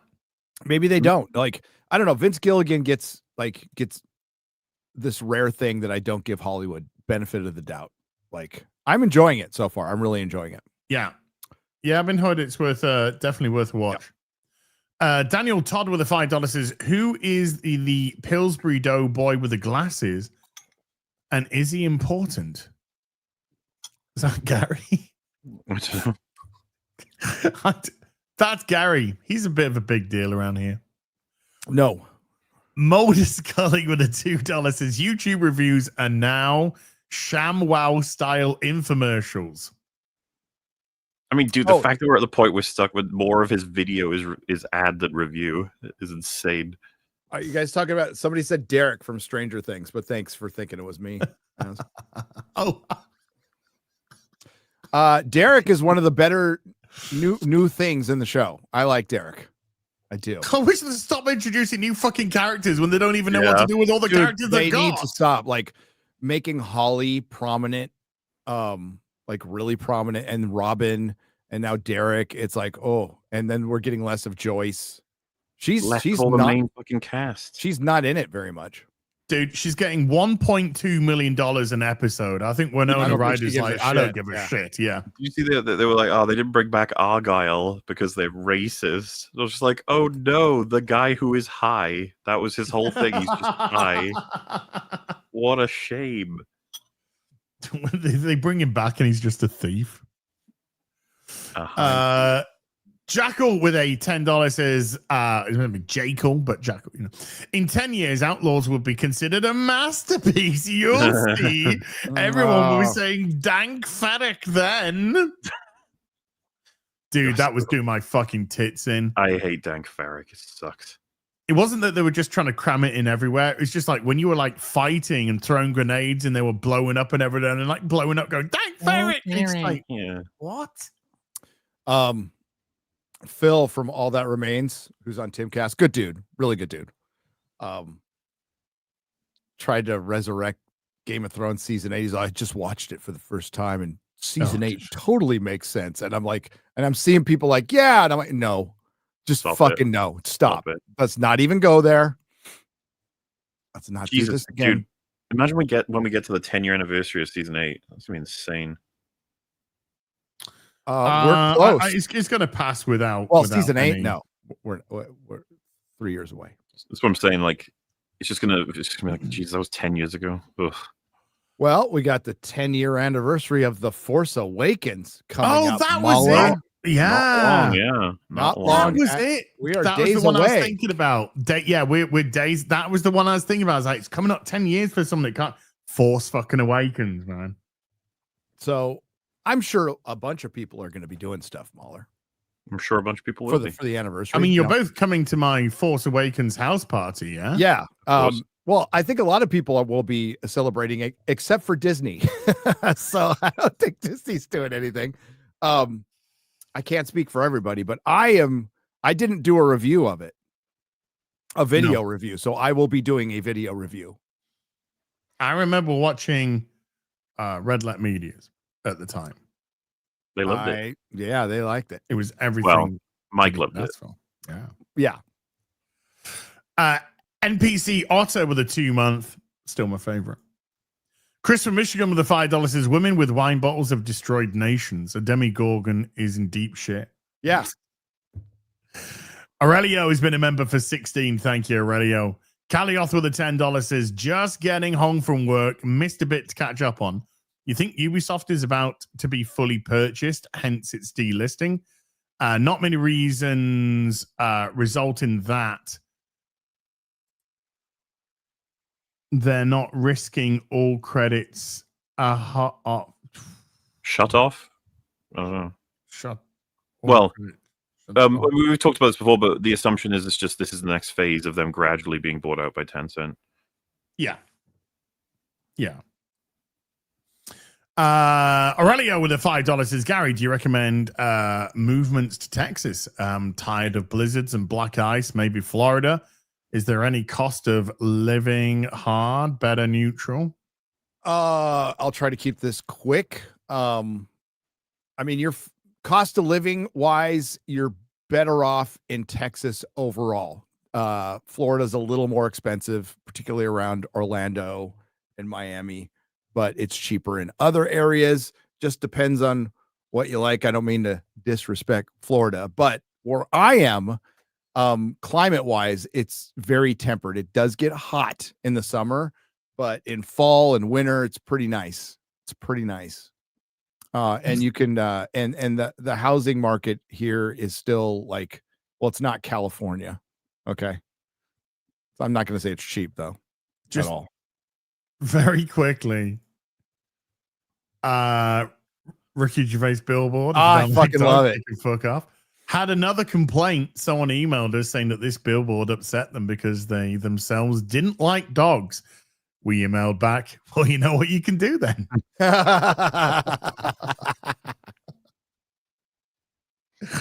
I love that, man.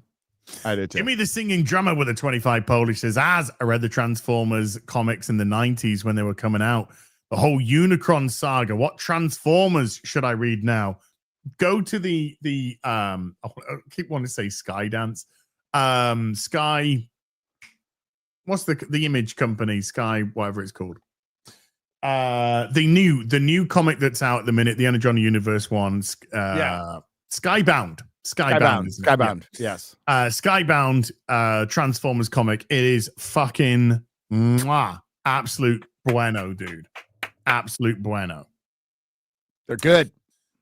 Peter Bradley with a 3-month. Thank you, Peter. NPC Otter with a $2 says, should have kept Billy around to please Mrs. Wheeler. Man, somebody's shitting on Texas in your in your comments section. Wow. I like Texas quite a bit. I'm really happy here. I haven't missed California for a nanosecond since I've moved here. Billy was a good character. I was gutted to see him killed off in season 3. What did you like about him?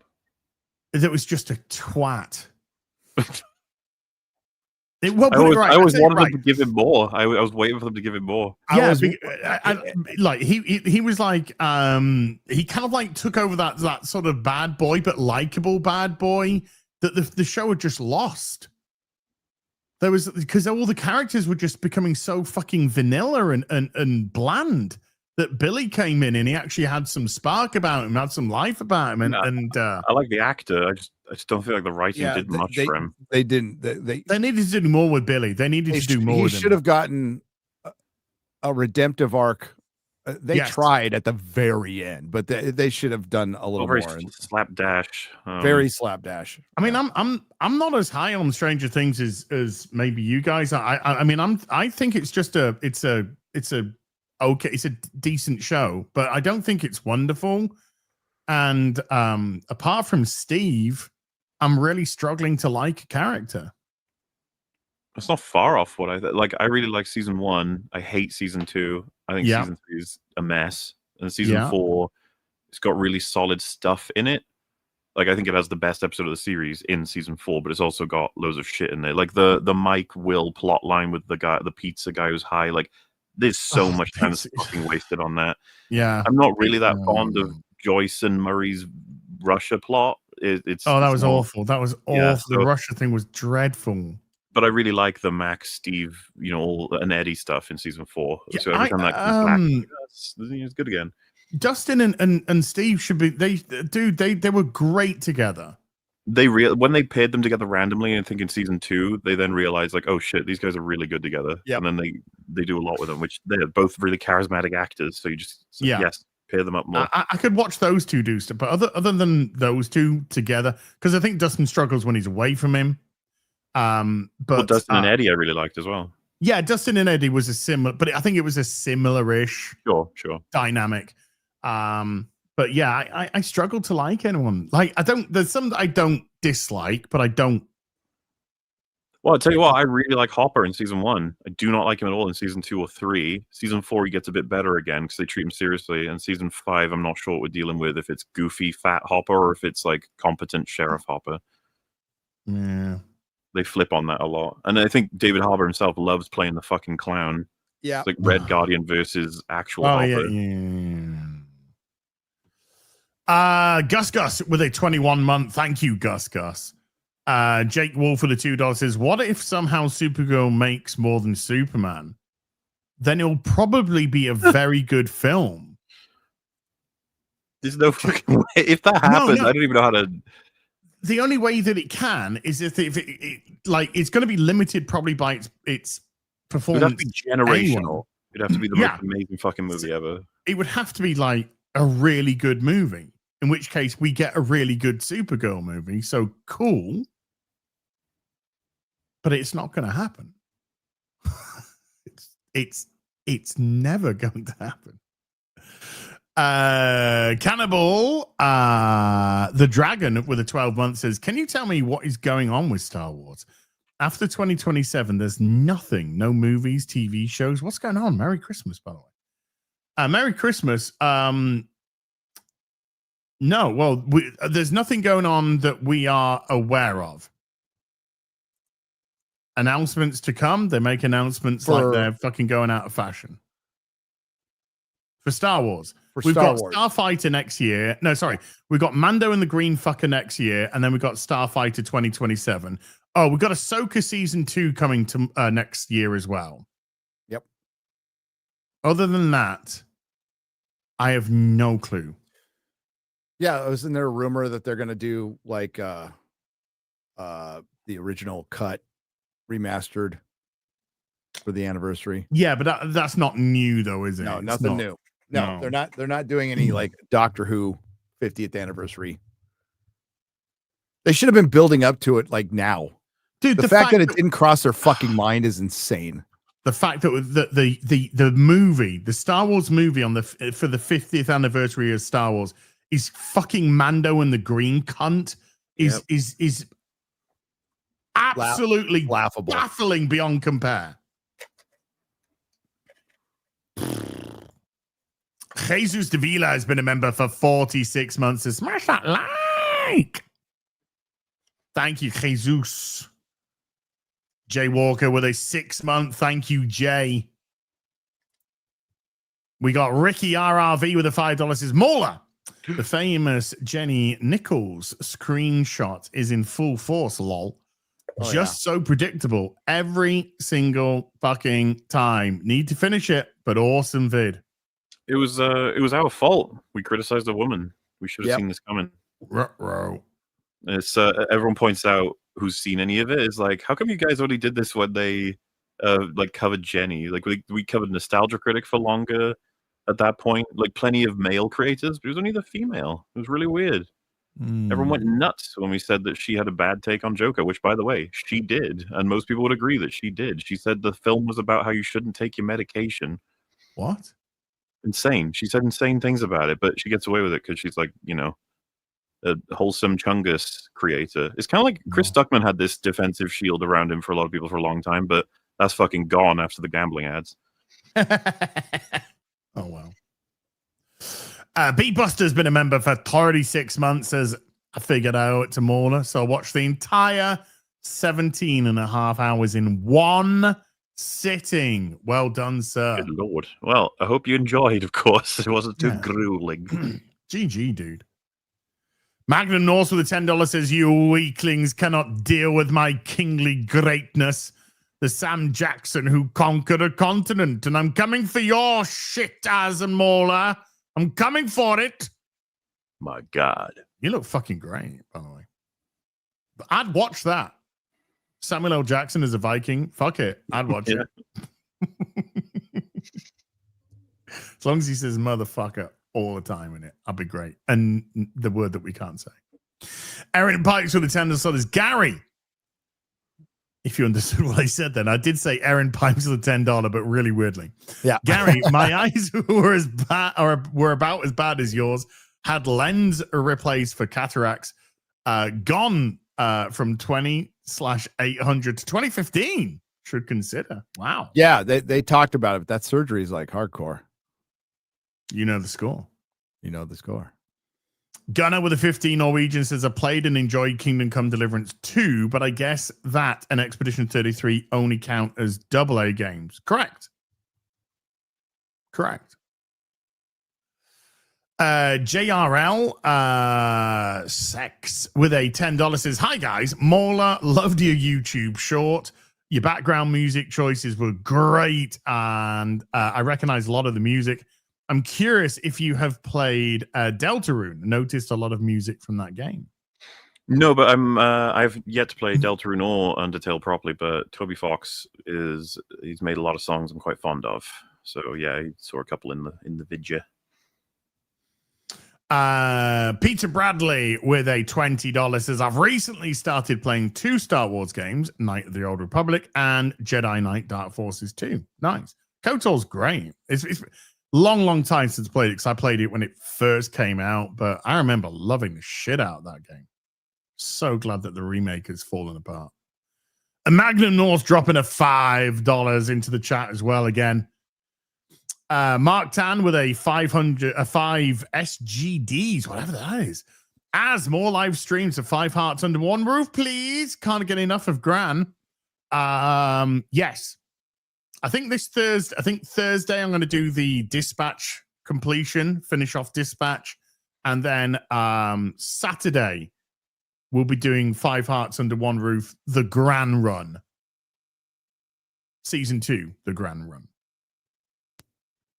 God, I can bury my head in a fucking huge. Magnum North with a $10 says, companies stopped giving MauLer copies because he took 37 hours to finally spread it. The review, that is. Yoda's BFF with a $5 says, bunch of slack-jawed baguettes around here. This stuff will make you a goddamn sexual tyrannosaurus just like me. Fucking, that is a Predator movie, by the way. Oh, I love that film so much. Jesse Ventura was fucking bueno in it. Perfect. Bleeding. Ain't got time to bleed. Yeah. Roller Coaster with a 5 gifted memberships to the stream. Roller Coaster, thank you, good sire. Magnum Norse again with a $10 says, when will DSP go away? Now or when the world's end? Well, I think his Asmon Gold Rub is already beginning to drop off significantly. And the good news is he spent all of that money that he got from it on stuff there is a setup which he didn't need, and he plowed thousands into WWE champions again. So in about a week time, he'll probably be back to normal viewership and complaining and bringing back the tip goals and everything and the begging. It'll be back in a couple of weeks. Dr. Schlurpo with a $5 says, greetings, gentlemen. Thanks for the laughs, listening while driving. But did I say he enjoyed Gollum on the whole? Merry Schleppermas. I said I enjoyed taking Gollum in his hole. Oh my. What was difficult to understand with that? Nothing. I don't know. Exactly. The Joker with a 23.99 euros. Maths with EFAP. If the average video covered takes about 6 times the coverage, how long would it take them to cover MauLer's Outlaws video? And how many Simpsons, South Park, Family Guy references will Fringy make per hour?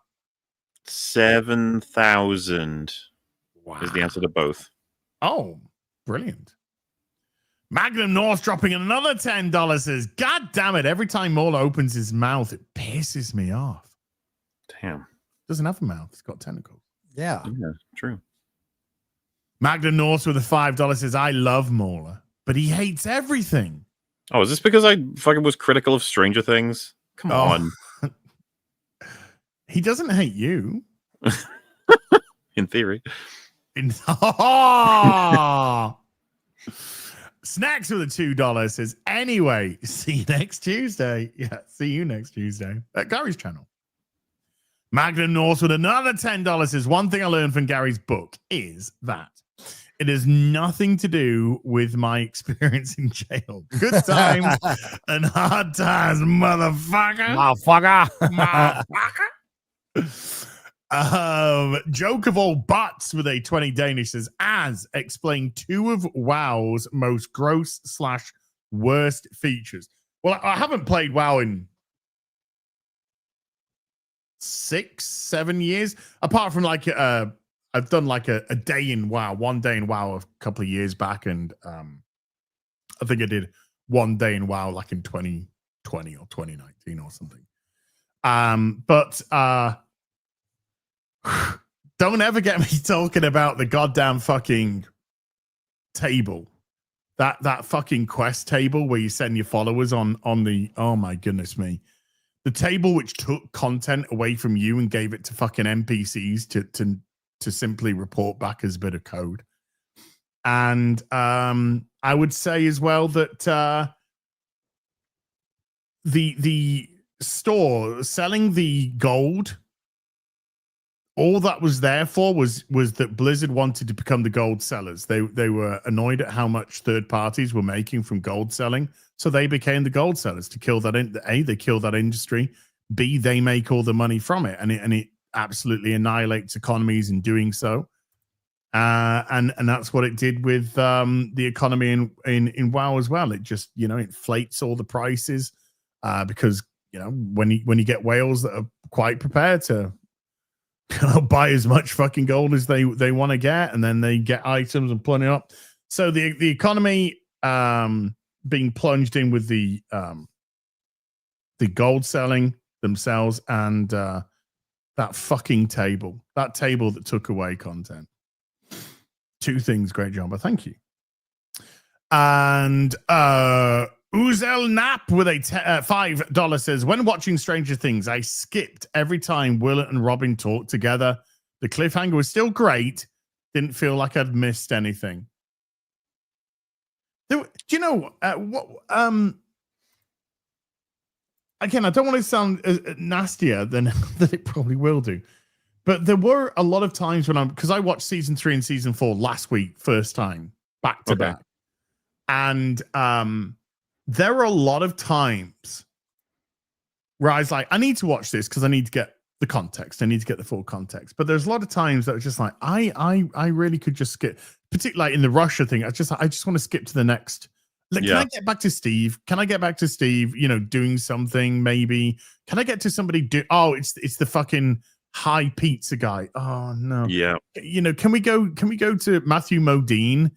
Can you bring something, Matthew, to this? It's kind of like there in a lot of places. Yeah, same, 100%. Whenever they cut to the fucking van in season 4, the high van, the pizza van, I was like, my shoulders just sank.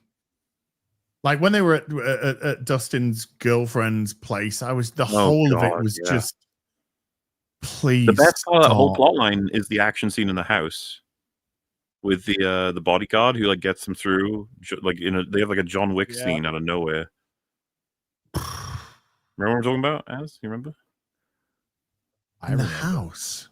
I Yeah, remember. it's they have a pizza delivery, but it turns out it's like soldiers and they shoot. Oh, the- yeah. The soldiers come and then they just start shooting. Yeah. Really good shit. I really like that action scene. It's cool. Well, it was action. Something happened. That's what I'm saying. You up to that point is pretty bad. You see that, you're like, whoa, you got like this adrenaline shot. Then it's like, back down to nothing for a while. You're like, okay. And Uzel Snap with a $5 says, thoughts on the Pendragon Cycle show, The Rise of Merlin. Thanks for doing this. Because of you guys, I was inspired to do my own streams. Good. Hey. The Pendragon Cycle show, The Rise of Merlin. I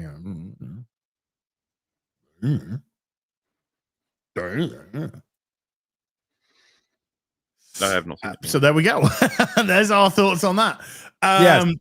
And we are fully caught up. So, MauLer, anything that you would like to plug before we go, sir? I decided to indulge and make a YouTube short recently about Star Wars Outlaws. If you want to check out, I did make a couple of other shorts and then I stitched them all together.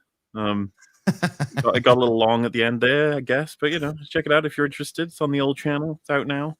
Working on it for a little while, and some people have said it's some fun, so maybe you'll have fun. Who knows? Nice. Got it. Anything you'd like to plug before we go, sir? Go, sir. I don't know. Take your I time. I just bought Marvel Cosmic Invasion on Steam. I wonder if I'll ever play it, but I bought it. Okay. Yeah. Gonna check it out. I think you'll enjoy Dispatch. Yeah. Maybe the script is a bit rough because it's very fucking Gen Z. Oh. Yeah. But when you get into it, it's pretty good fun. I am 100% going to watch you play that. I will play it. Yeah, don't know if I'm going to do a Stranger Things review for part 1 or not. Still undecided. Guess I'll have to decide pretty soon because I'm going to Arizona this weekend, guys. I'll be at a conference. I'll be running the green room and the podcast for Quest for Ancient Civilizations conference with Randall Carlson, David Hatcher Childress, Debunking Dan, and Michael Collins from Wandering Wolf. They'll all be there. We'll be chilling out in Scottsdale, Arizona. So yeah, if you're around, join us there. Lovely jumbly. Uzel Nap with a $2. The Daily Wire fantasy shows that are coming out soon. I'm not subscribed to Daily Wire. I don't watch Daily Wire. Me personally, I don't. I don't know about I don't even know what stuff they've got coming out. I haven't been up to date on it. No, all I know is that I don't want to hear Ben Shapiro give a She-Hulk review ever again. Did he give one? Yeah, probably. Yeah, he did. Yeah, he had a he tried. He just no. It was embarrassing. Mm-hmm. Right, chat. Massive thank you to everybody who came to watch today. Next week, of course, it'll be on Gary's channel. Moderators, thank you so much for giving up your free time. And everybody who super chatted, membered, remembered, gifted memberships, thank you so much indeed for supporting the channel. We'll be back next week on Gary's channel. So until then, you take care. Goodbye, Lobo, and watch MauLer's incredible video. Watch his Bye for now. video.